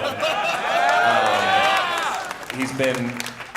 The whole thing, you guys say servants, right? You use the servants. Look at David. I was You're downstairs, one of our guys. David was upstairs. Right. Servants. It always seems strange to me, but he's been a wonderful servant to the national team, to the country, and what he has done, but his time in the same way that Michael Bradley has come to pass. That is not the same way I feel about Rog, just for the record. Can I say one thing about Josie? We had a gentleman who was derided when we failed in the World Cup in 1998. His name was David Beckham. He kicked Diego Simeone. He was derided by English football fans because England lost to Argentina because he was sent off. And that gentleman was, effigies were burnt of him at games when he played. And he doubled down, he worked harder, and United won the treble. And I do feel with Josie, it all depends on how he responds to this dark moment, whether he toughens up. Well, I mean, you watch him show the fight in the tunnel in Toronto at the weekend that we lacked in Trinidad. The question for Josie, is this actually the wake-up call for him or not? I need to ask you, which of the following spark plugs, young players, would you have liked to have seen on the field at TNT? Weston McKennie, Matt Miazga, Cameron Carter-Vickers, Lyndon Gooch, Tyler Adams of the Red Bulls. Is there anyone you would have liked to have seen? Tyler Adams for me. He's 18 years old, and when I watch New York Red Bulls play in a final versus Kansas City, an Open Cup final, I didn't see Sasha Kleshton sticking out his chest and being there for his team. I didn't see Bradley Wright Phillips saying, I'm the leading goal scorer of this team, I'm the best on this team. I saw Tyler Adams, who's 18 years old, the only one in that roster who really wanted it. So for me, it's Tyler Adams. I mean, it's all hindsight. I wouldn't have changed necessarily the personnel there. I'm okay with what it is. Ultimately, it didn't work. But whether it's Tyler Adams or Weston McKennie, yeah, it's easy to do that now. Yeah, I'd like to see them. But this is all about going forward. So there's a pattern emerging that I don't want anybody that was involved in the past to be involved going forward. I think it's pretty evident to everybody out there that's watching that, because I think they are tainted with the stench of failure. And just to clarify, Christian Pulisic would still have a place in the squad. Oh, so for this game coming up, no. Yeah. and he doesn't. Yeah. But eventually, yeah. But I want him coming into a situation, and don't worry. Yeah, no. I know, because you can have some There's extreme views for entertainment purposes when you're not being authentic. I just was protecting you from yourself a little bit. Thank you. I need all the protection I can get. That's true. So essentially, just to recap for Alexi, Christian Pulisic will play going forward. He's on probation. After a while. After a suitable punishment But he period. will integrate back into a core and a team that has been built anew. Around DeMarcus Beasley. David, let's talk about the system. Okay, chapter the third, the system. Yes, the system. It has produced the players we've just spoken about, which is, see the way we're connecting your player argument into the entire system that supports it. I know you're pro-rel. I know you're pro it, Alexi, really underneath. You're going to reveal it tonight. As well as our youth teams, which have failed to qualify for 2 consecutive Olympic tournaments. The system. Here's what I want to know. The journalist Brian Scaretta went through Youth World Cups going back to 2007, and he noted that only DeAndre Yedlin and Bobby Wood have come through the ranks in that time, which is quite astonishing. Here's what I'll ask you. How the brick shays does this happen? Are we targeting the wrong players, scouting them, developing the wrong players? Herc. I know we've talked about it. It's such a big country. It's impossible. There are going to be players who fall through the cracks. What qualifies falling through the cracks? You know, does it mean you get recognized late? Does it mean you not get recognized at all? Does it mean your style or brand of football or soccer is not what is valued in this country or for that coach? There's so many different things. But you look at this U17 national team that competed in India, and there were some strong glimpses of them being a very good team. But on this team, in the Western United States, there was only one player from Utah. So the hotbeds that are California, that are Washington, New Mexico, Arizona, Colorado, all these soccer hotbeds in this country, for whatever reason, weren't valued today. I played in Mexico many years, and every club I was at, and I was probably at all 18 of them, every club I was at, there would be so many kids coming up through the ranks that were born in the States and came over, and their game or their style wasn't valued. It's such a big country, it's an impossible task, I understand. And one time you and I worked together at Fox Copa America, and you had this statement about how sometimes you wish every soccer player in this country's train of thought and style of play was the same, so they'd be easier to coach. And I remember I told you, well, that's not what Man City or these English teams do, and they seem to work it out. I actually remember watching you two have this debate on television. Right, and And Fernando Fiore put on a funny hat. So, in that moment, I wasn't in agreement with Alexi because I wanted to celebrate the diversity in this country, but we have to be in alignment with what we value going forward as far as coaching, education, and scouting in order for us to get the best out of these. That's such a loaded question for me.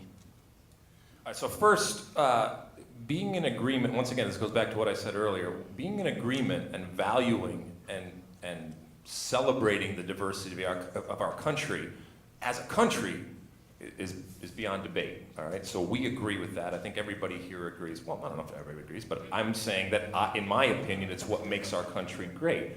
But once again, what makes our country great can pose challenges to actually building a soccer team. And so there is a notion that if we built a soccer team simply from Southern California, a national team simply from Southern California, that it would be more competitive than what we have. And by the way, this has nothing to do necessarily with ethnicity or background. Sometimes it has to do just with geography. Everybody growing up in the same area, playing the same way, thinking about the same way, the weather, all of those different things. So that's really where I was coming from, in having an understanding that while there might be a good player from Boise or wherever, the quickest path, and maybe we don't want to take the quickest path, but maybe the quickest path is having an understanding that we need to go about having a collective agreement and understanding of this is how we are going to play. And once again, in doing that, and I know this scares the bejesus out of everybody, there are going to be players that don't fit into that.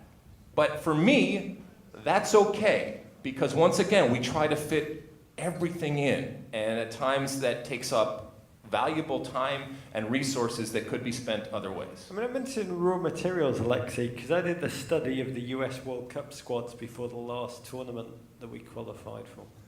I didn't know that at the time, but I compared the socio-economic makeup of the NBA, the NFL All-Star teams, which are the closest thing to a national team that we have in those sports, and US Soccer's National World Cup squad. And it was shocking because the results, the US internationals were whiter, more suburban, much more affluent, higher educated than their counterparts. The parents will be very elated to hear that. But great football, it's born of working class hunger. I mean, you can name the number of great World Cup middle class footballers on your two hands. It's like Pirlo, Kaká.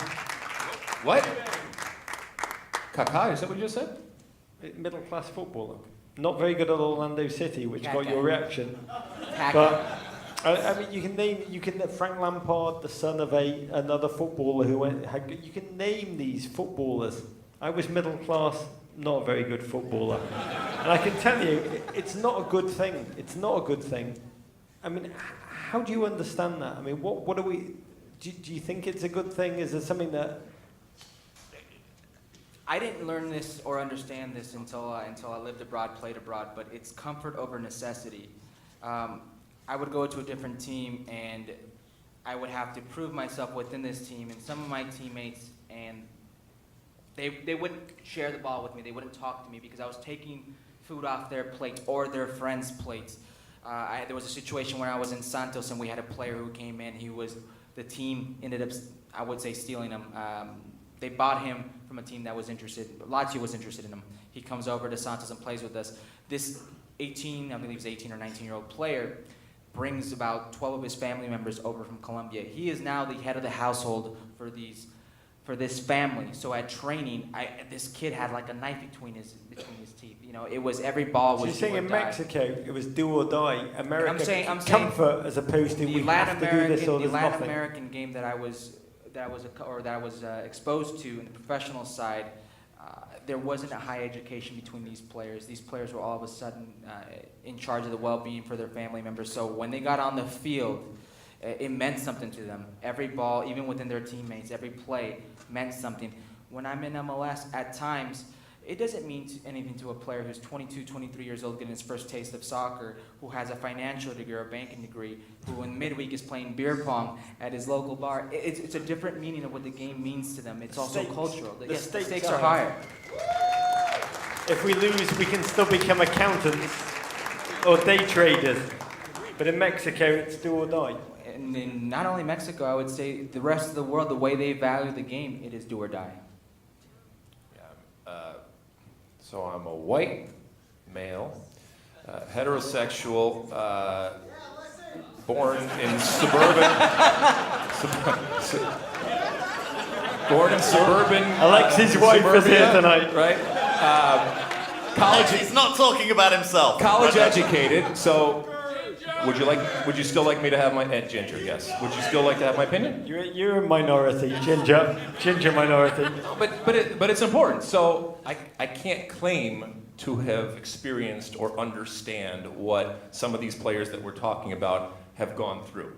Okay? I can only tell you from my experience, and I think we can all agree that the more players playing soccer, regardless of what their background is, the better off soccer is going to be, and the more competition that you're going to have. But saying somebody like, I don't know, for example, Joe Max Moore. I know you love Joe Max Moore. Joe Max less. One of the most competitive players that I have ever, Agreed. not just players, human beings that I have ever come across. Could not lose a game of soccer tennis. So I'll tell a real quick story. So yes, exactly. So in the 1994 World Cup, Joe Max Moore was really on the fringe of making it. And I'll never Him or forget. a goose. Yes, and I remember Bora Milutinovic telling me that he decided to take Joe Max Moore to the 1994 World Cup simply off a game of soccer tennis because they played a game of soccer tennis right before he was going to make final cuts, and Joe Max Moore, who was not going to start, but he had this mentality that he did not want to lose at anything.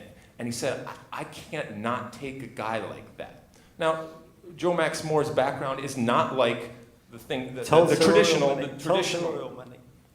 traditional type of background that we're talking about. So it doesn't mean that just because you have a non-traditional, in terms of the bigger soccer sense, background, that you can't be successful. But I completely agree that having more people playing the game and having more people exposed to the game is ultimately going to make us better and is going to increase competition. Because while I might have been competing against Joe Max Moore or anybody else, if there's another 10 or 20 players that are fighting for it and don't have Joe Max's background or my background or everybody else's background, that I think would help. But these are not questions, or these are not situations that anybody that is involved in U.S. soccer or in soccer in general in the United States hasn't thought about. So how do we fix them? What are the solutions?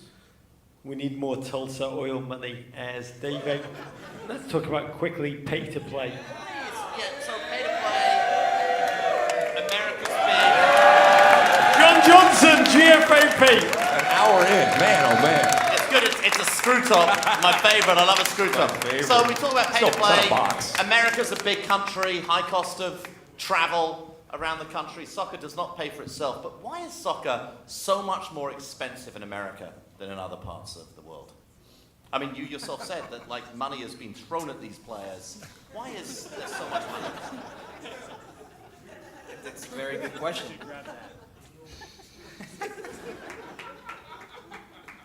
Oh, it's a note. For those listening on the pod, he dropped a note. He picked it up. We're back in. The note says, What's play the note Jermaine say? Jones at central defensive midfield. Everything will be okay. Nail Alexi Came too late for... cross on Cromwell. Okay, Go on, mate. Pay to play, is that what we're talking No, about? no, cost. Why is it so expensive? American soccer is so expensive. Because people want to get paid for doing a job. Wow. Teaching you soccer. Doing whatever the hell they want to do. Why They want is, to get paid. why is it more expensive than other parts of the world? Alexi? Because of the amount of money that other, They don't have pay other to play leagues... question in Argentina. They're not like, pay to play is the question. Brazil, pay to play. England, pay to play. Spain, pay to play. Why is that a We're question here in the America? only country that charges our kids to play. In other countries, if they make an investment in you, they will pay for you to come in. They will train you with the idea of molding and forming you, and then you being sold to a different club and then having training compensation. We don't have those type of But we have it in the NBA basketball. We have a network of self-motivated coaches to scour playgrounds, high school gyms. We're all looking for the That's a next more God, cultural- Shamma God. That's a more cultural sport. Yeah, but also there's a profit there. And in America, where the reality is, Weston McKinney, developed by Dallas, goes off, signs with Schalke. Dallas get no money whatsoever. There's no central profit the motive. Funes to Mori development. brothers, one of them plays for Everton, and he was the same The thing. wrong Funes Mori brother plays for Everton suddenly. But the reality is, we lack a profit motive. And in youth development, is that what you're saying? We lack a profit motive. Not only a profit. Southampton but have made $90 million from their players. that Listen, they developed. I couldn't begin to tell you the cultural makeup or the sociological makeup of the people in this country, but it's a very expensive sport. I couldn't afford to play it. I was fortunate that I had somebody in my team. His dad paid for me and two other Latino players on the team to play for our club team in Las Vegas. If it wasn't for that, I don't know what would have happened. I wasn't as fortunate. So, how can we correct US soccer's inability to scout the Latino community in the United States? How much more time do we have? It's so different because Alexi just touched upon this. What do you value if you're scouting, if you're coaching? What's the direction you want to go in? A lot of these players, there's Alianza does a tournament, and all 18 Mexican First Division clubs and every Second Division club within the Mexican Republic comes over and sends scouts and has these players. When I was playing for Cholos of Tijuana, I would see these kids on a weekly basis, and they would be touring the facilities. And these kids who are 12, 13 years old have a decision to make. This is one of 7 clubs they're visiting that's going to help and shape and probably mold the next decade of their life. So I don't know. Do you value the game a little more? Do you recognize that this type of player can help you going forward? Those are questions that have yet to remain to be answered, and I don't know if we actually can. I mean, kids like Jonathan Gonzalez, 18-year-old midfield sensation from Santa Rosa, California, lighting up Liga MX with Monterrey.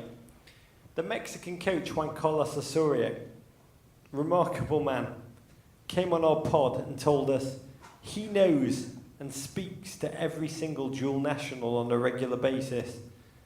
Why are the Mexican national team able to track them and we're not? It's a very good question. I don't think it's just that they're available to track them or available.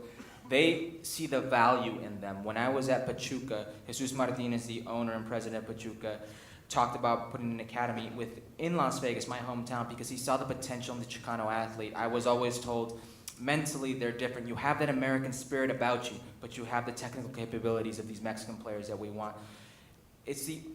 I firmly believe the Chicano athlete is gonna shape or mold or some way affect the Mexican U.S. men's national team rivalry going forward. You see more of these players sprouting up. Okay. Not just be made of the current financial surplus, we spoke about it in the green room before, Alexi, of US soccer. It's been reported to be between 100 and 140 million. I think you gave me... Let's do 150. Yeah, I think you said that number. Nice. A portion Good obviously has to be held in reserve. But what would you like to see that spent on? Besides Chardonnay? It is actually Pinot Grigio. Wait, I just want to make that it's clear. Pinot. It's all the same. Obviously, it's Pinot. My unrefined palate. Let's add that to the list. Yeah. So Was that Idaho? tastes so good. So what would I like to see it be spent on? Yeah. Okay. So if you talk about pay to play, Yeah. If you were to take that 150 million. Yeah. So first off, you have to define what pay to play is. Would I or anybody in this room love the fact that every man, woman, and child that wants to play soccer can do it for free? Yeah, it's not going to happen. We all understand that's not going to happen. So where is that cutoff when people don't? And because people pay for sports in the United States, and by the way, people pay for sports other countries around the world. Now, it's different because of the TV contracts and because of the leagues and the federations that exist around, and the fact that soccer is king in other places. But when we come to where we're going to put this $150 million, I think it has to be in coaching. I don't necessarily think it has to be in pay to play. When you look at the academy program, when you look at other situations that involve teams and players and paying for it, yeah, look, I would love everybody, as I said before, to be able to play for free. But right now, I think the coaching part of it is as important, if not more important, than the actual development of the players and giving players opportunity. Well, that is a development right there. No, it is, but in this world where we say, well, everyone is slipping through the cracks, and I know the other day I put out a tweet, I said, give me a name of somebody that slipped through the cracks, and everyone said, well, if you slip through the cracks, you can't possibly see it. But everybody talks about the fact that we are losing this massive amount of talent, and it's slipping through the cracks. Okay, fine, then you should be able to name some players that, for whatever reason, it might be completely legitimate and fair reasons. They didn't have the money, they didn't have the resources, they didn't have whatever it ended up being. But it was amazing to me when I put that out to see people come back and say, Breck Shea slipped through the cracks. What? No! It was a huge crack. It was an enormous crack. Not with those Aladdin pants. He wouldn't slip. Come on. I mean, I think that the amount of talent that ultimately is talent that is playing, not talent that's not playing, because as I said before, I want lots of people to play, and the more people to play, the better off we'll be. But the amount of talent right now that ultimately is slipping through the cracks, I think is less than people are making it out to be right now. I mean, when you ask who's slipping through the cracks, the reality is that's people who are not scouted, not on our radar, and by definition, they should not be answering you in any way, shape. The right answer to the question is no answer. We don't know who's slipping through the cracks right now systemically. So how do we know they're slipping through the cracks? Because I've never pulled on a US jersey yet. Come on. What about the other end of that spectrum? What about the coaches who are slipping through the cracks? And I will say this, who aren't getting the chance to develop these players, or some coaches who aren't qualified enough, but for whatever reason are getting the opportunities, aren't getting paid to develop these players. That's the other end of that. I mean, I think that's it. We don't have a youth. You could say we don't have a youth development problem. We do have a coaching one. I mean, we don't have a US coaching tradition. In Spain, when you go there, you will meet coaches who are proud at the under 11 age of coaching Xavi of Iniesta, and they've stayed at the under-11 age. Good coaches here get quickly pulled up to the adult professional game at the youth level. I want to ask you... Would they be proud if they weren't paid? How badly are we... By the way, that's a practical question. No, they gotta be paid. My question is, how badly are we lacking because of that at the youth level in terms of the standard of the coaching in this United States? I would say that's one of the main reasons. And I don't want to pick on a guy like John Hackworth, for example, but John Hackworth has been coaching in the youth national team program for well over a decade. And it's the same results, but it's these coaches who are recycled back in. It's the same deck of cards, same deck of coaches being recycled, so you're getting the same results. If we think we're going to change things by doing the same things going forward, that's insanity. So what remains? Because everyone says change, we want change. So Well, what that's remains? the thing, Alexi. I'm with you. I don't know. There's not enough answers. There's a lot of people saying they have the answers, but nobody's actually showing you or doing it. That's why I think this new change in leadership is a good thing. Because for the first time in a long time, we can hold people accountable. You said this, so going forward, I want to see that. Well, and also on this stage in January, February, we're going to be able to ask them, define what change is. There we go. Got to ask you a quick question before we wrap. Yeah.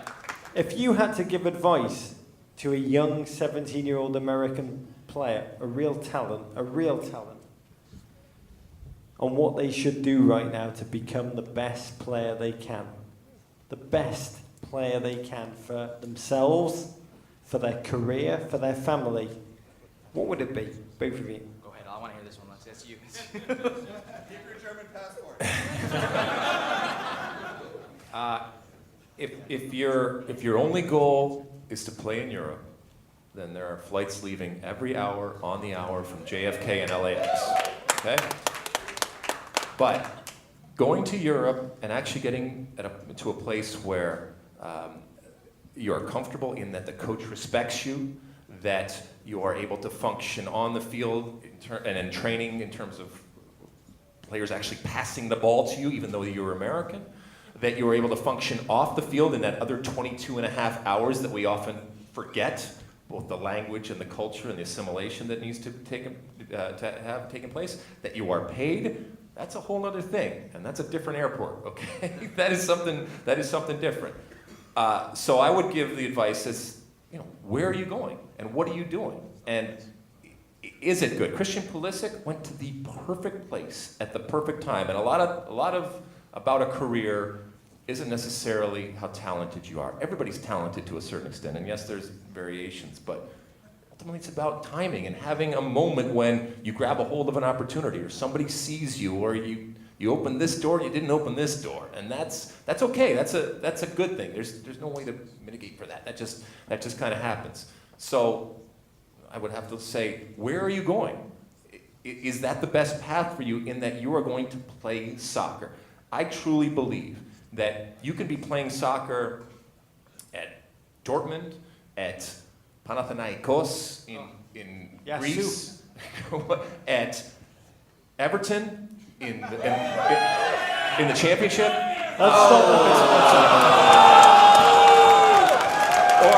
Get off my lawn! Alexi, just pat him on the head a little bit as you say that. Or at any MLS team, and you can star in the World Cup, because that's how we qualify this as well. He's playing here. Can he actually do it at the international level? So there is no right path, whether it's college, whether it's developmental academy, whether it's going overseas early, whether it's bypassing college, all that. There is no right path. There are so many different paths for athletes, and I can't tell you what the right one is. I can only help steer you and say, why do you think that this is the right path? This is what I've learned in the past. Herc, I'm Josh Sargent. What do you say to Josh Sargent? Be relentless. No is not an option. Listen, one of the best things, I was fortunate enough to play with veterans like Alexi when I was 19. Alexi, how old were you? 42 when it was the Galaxy? Herc Gomez has always got my back. No, but in all seriousness, these guys are an asset. They're a resource. Be relentless. No is not an option. Try to learn as much, soak up as much as possible. He's in a different culture now. He's ahead of the curve. Use it to the best of your ability. So look, we've cut a lot of the show. You can see it all on the floor at my feet. But we've got to talk. I feel people will be very angry with us if we don't talk about MLS.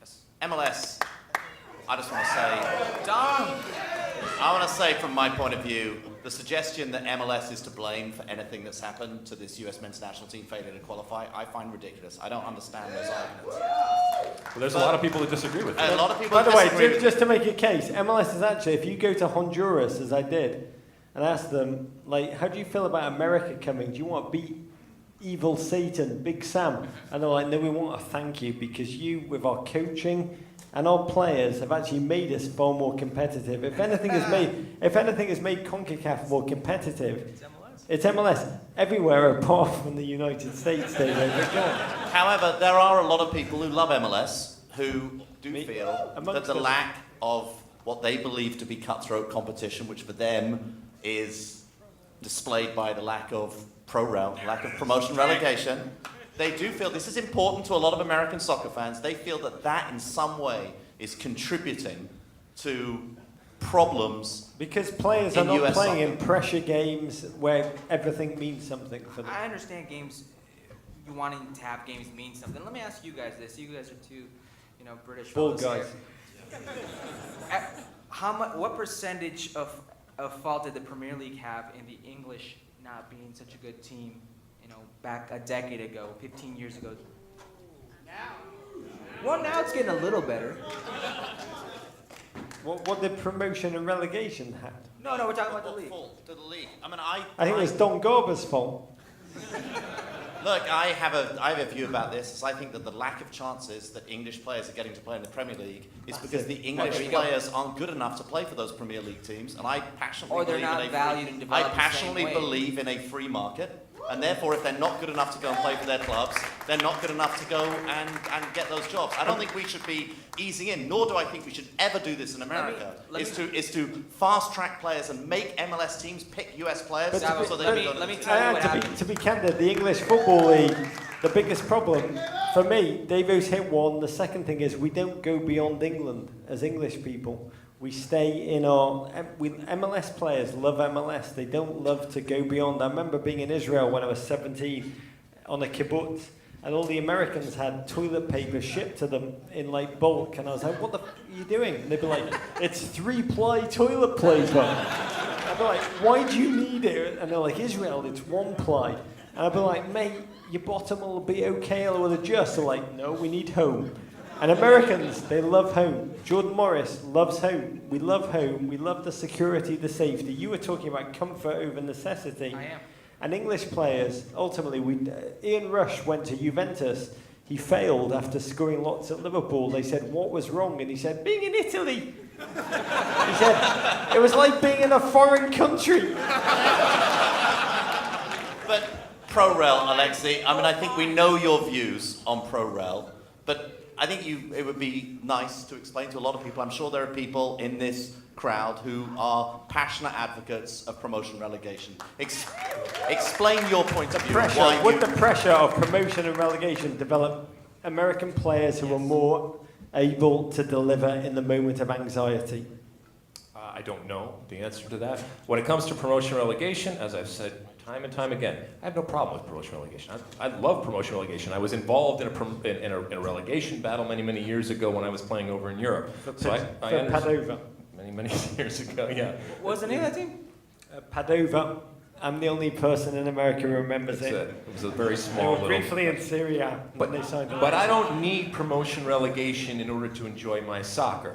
And I'm not willing to mandate it and force it on others that over the last 22 years, when it comes to MLS, have built something, which is why I often say, as you know... Build a better mousetrap. There we go. And let the customer decide, let the market decide. But for the players, I understand. And by the way, I agree with so you. I agree for with the you. players. If I'm an owner who's invested pro-rata, that's a different question. I understand it. I'm talking purely from a player perspective. In moments of anxiety, like in Trinidad and Tobago, when you are down and you need a goal, you've had a punch in the face, can you rebound? If you played for Sunderland, if you played for Hull, if you played for West Brom... Well, Josie did play for Josie Sunderland. did, so he's experienced that, and he was in that moment.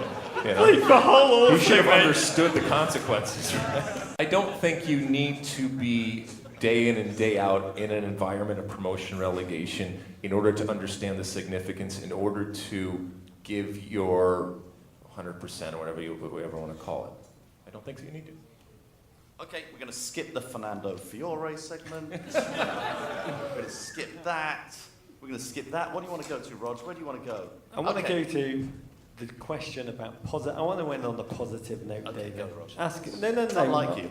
Ask. This has been a fascinating night. Part week. Look, you're annoyed because we didn't have Chardonnay. We had Megan Rapinoe. By the way, are you and I walking after this? By the way? Okay. We're going to the bar after this, right?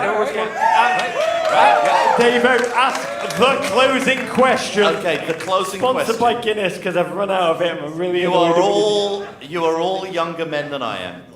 I want to ask each of you, and I'm going to start with you, Hercules. Do you believe that the US will win the World Cup in your lifetime? Well, I'm a lot younger than you guys, so yes.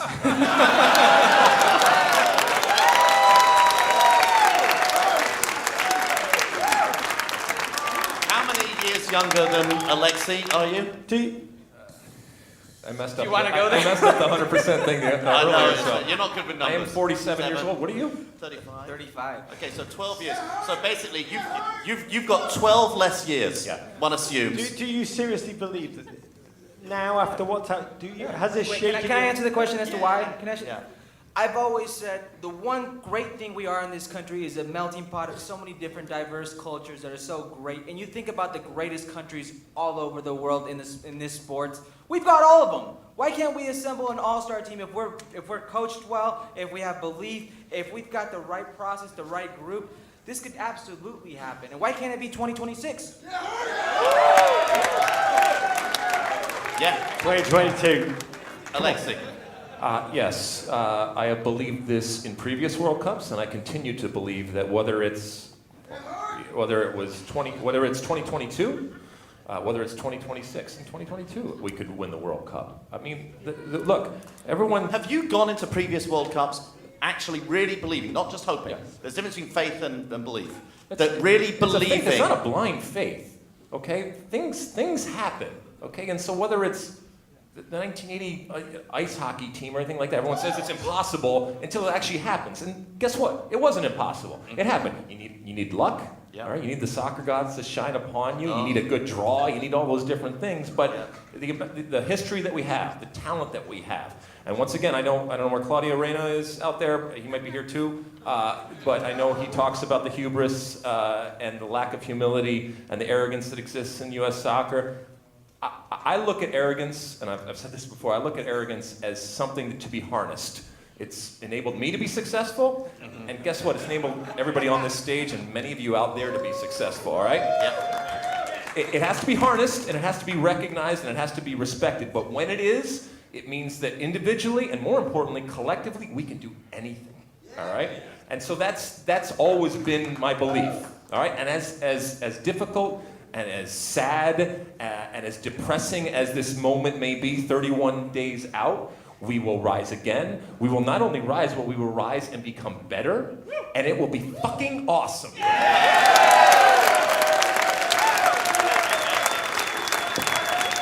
Rog, I'm on tenterhooks because I really don't know how you're going to answer this question.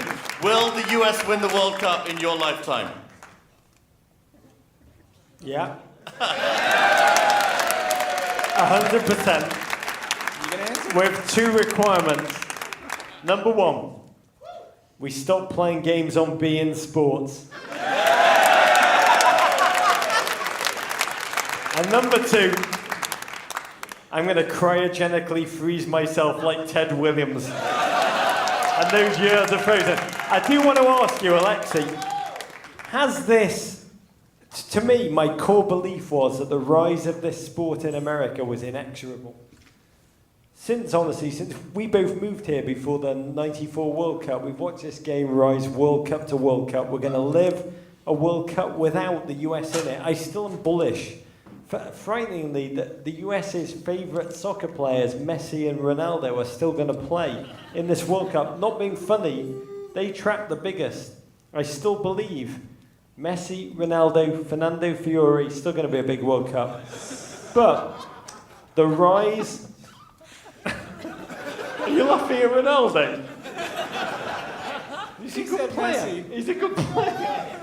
So I just wonder, has it shaken anything in your... Because I am bullish. I believe. I have the fever. I absolutely believe. Has it shaken anything in your belief? Either of you? Absolutely. And I don't mean this flippantly like a final question before you go out, we go to the bar. But has it given you pause for thought about anything that we believed about the game in the US and the rise?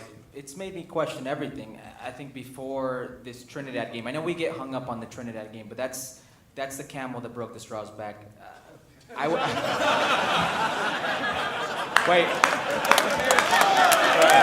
Fuck you, camel. Perfect. There we go. 80%, 10%. That's how it works. That's the straw that broke the camel. Even us as media, the way we would cover it, for me, has changed. I am much less interested in what, and I say this with all due respect, that the players or the fans think, but what is just. So it's made me reevaluate everything with the game. So you're less interested in what the media and the fans think, but... Correct. I think You want to call it like you see it. Correct. Absolutely. Correct. And you felt pressure at some point to respond? No, I didn't feel pressure. I just, like you, I was a fan myself. So you would get taken by the emotion. Love you, Herc! Dude loves you. Thanks, Dad. I love you. That's what's not to love. Look at this guy. It's awesome.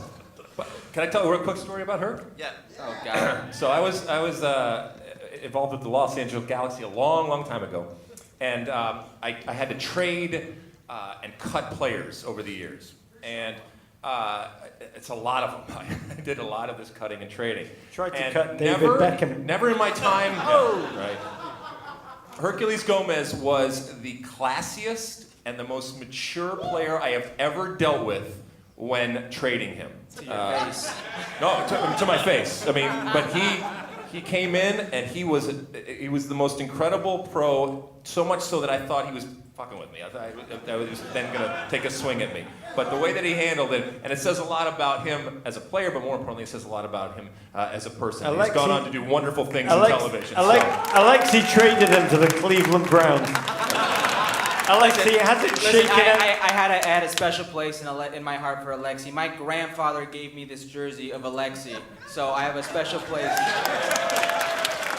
All right. I was 4 years old when he gave it to me. Has it shaken my...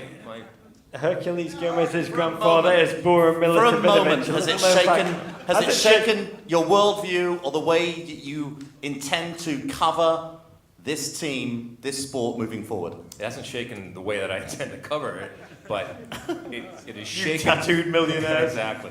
It is...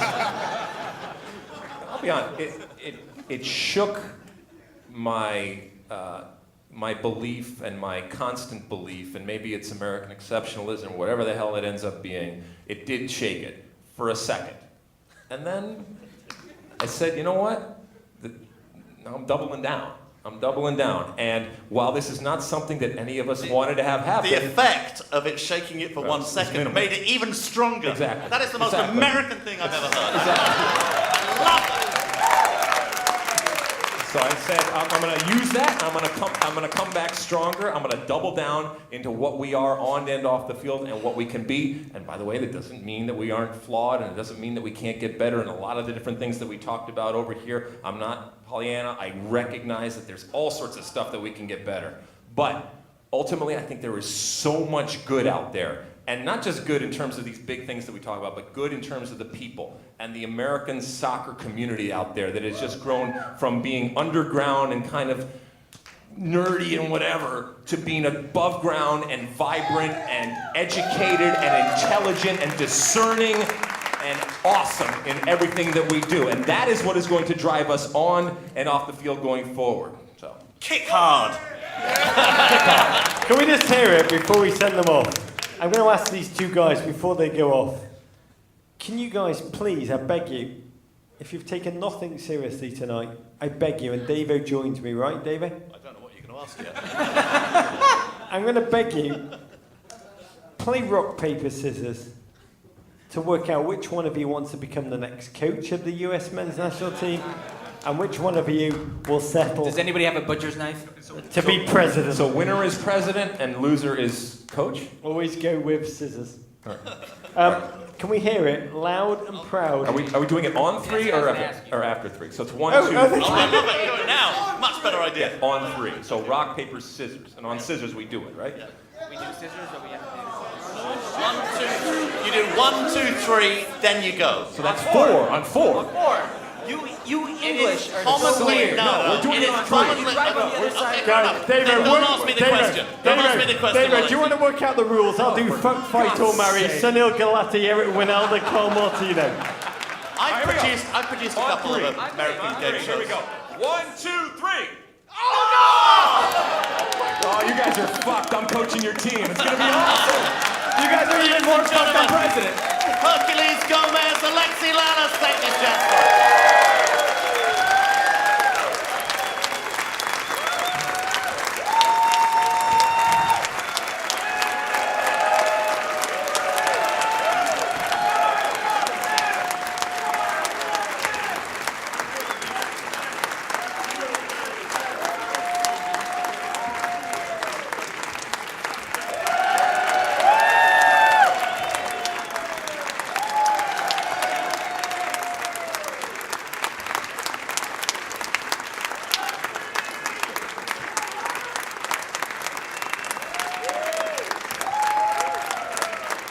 Thank you, guys. Hercules Gomez and Alexi Lalas!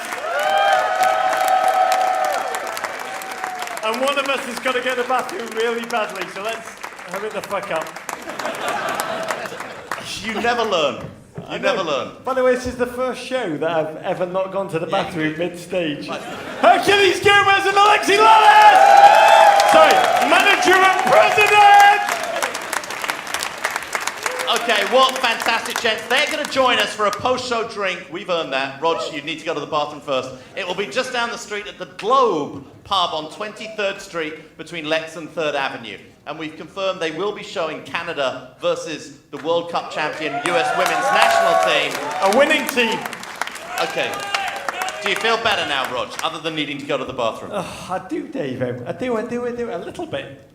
I've got to tell you, I have always believed that the rise of the game that we love, in the country that we love, was going to be slow and inexorable. And the US loss in Trinidad, it shattered that core belief.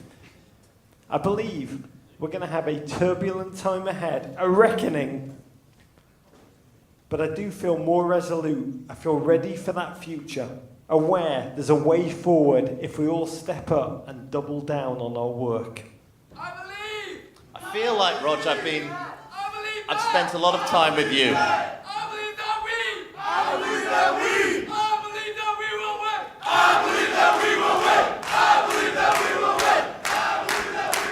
Sunil, that doesn't work right now. I gotta tell you, he does that all the time. I've been very close to you, Rog, over the last 31 days. Yeah. Frankly, I've stayed close because I've been worried about what you were going to do if I left you alone. Left you alone too long. But I've seen you. You have definitely moved along the 5 stages of grief, many of them on this stage tonight. From depression, you're shuffling towards bargaining and acceptance. Back to depression again. But I have been telling myself every day that if Russia can win the 2016 US election, America can still win the 2018 Russia World Cup. I know, he believes it. We just need Facebook's help. Come on, Zuckerberg, go on, you bastard. But sorry, Rog, that KB5 wonder strike is going to have to wait 4 more years. Let's just focus on a US soccer presidential election. The debate for the US soccer presidential election, which is going to be amazing. A new manager, a new technical plan, scouting, coaching, and I've got to say the 4 magic words: let's play the babies. Here's my learning from tonight. No more dreams. Don't believe you. Yeah. From now on, I'm going to live my US soccer life, but the words of great American-denying, quasi-German David Wagner. I'm going to believe in, not in dreams, but in visions! David Wagner said to me, dreams are crap. I'm paraphrasing. You wake up, you didn't really know what happened, but in a vision, you have targets, you have ideas, you know how you reached your vision. So tonight, I leave this stage saying, the road to Qatar starts with visions. It will be paved with visions. And tonight, no sleep till Doha. I love saying that. Makes me feel like Lawrence of Arabia. You're not going to sleep much when you're there. It's going to be so hot, Rog. I think it's actually to Aqaba, Rog. Yeah, but whatever. Here's what I'd say. Let's dedicate ourselves here tonight to constructive, positive change, to finishing, to scouting, to investing in young players who live the game in Texas, in California, in North Carolina, in Oregon, across this great nation. Everyone listening who plays this game, may you take the pain you're feeling, the doubt you momentarily experienced, the 1 second that Alexi felt that doubt, use it as motivation, pour it into your game, work harder, reinforce your belief. Because despite last month, 31 days ago, the nightmare, the humiliation, let's raise our glass to believing in this country and this footballing culture as much as ever and say tonight, out of darkness will come the light.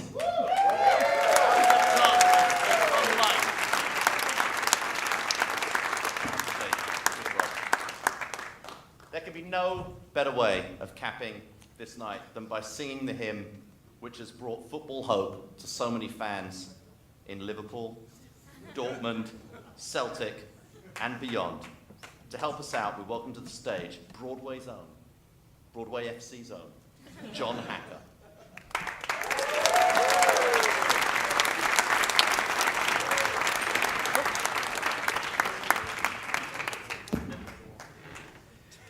When you walk through a storm, hold your head up high and don't be afraid of the dark.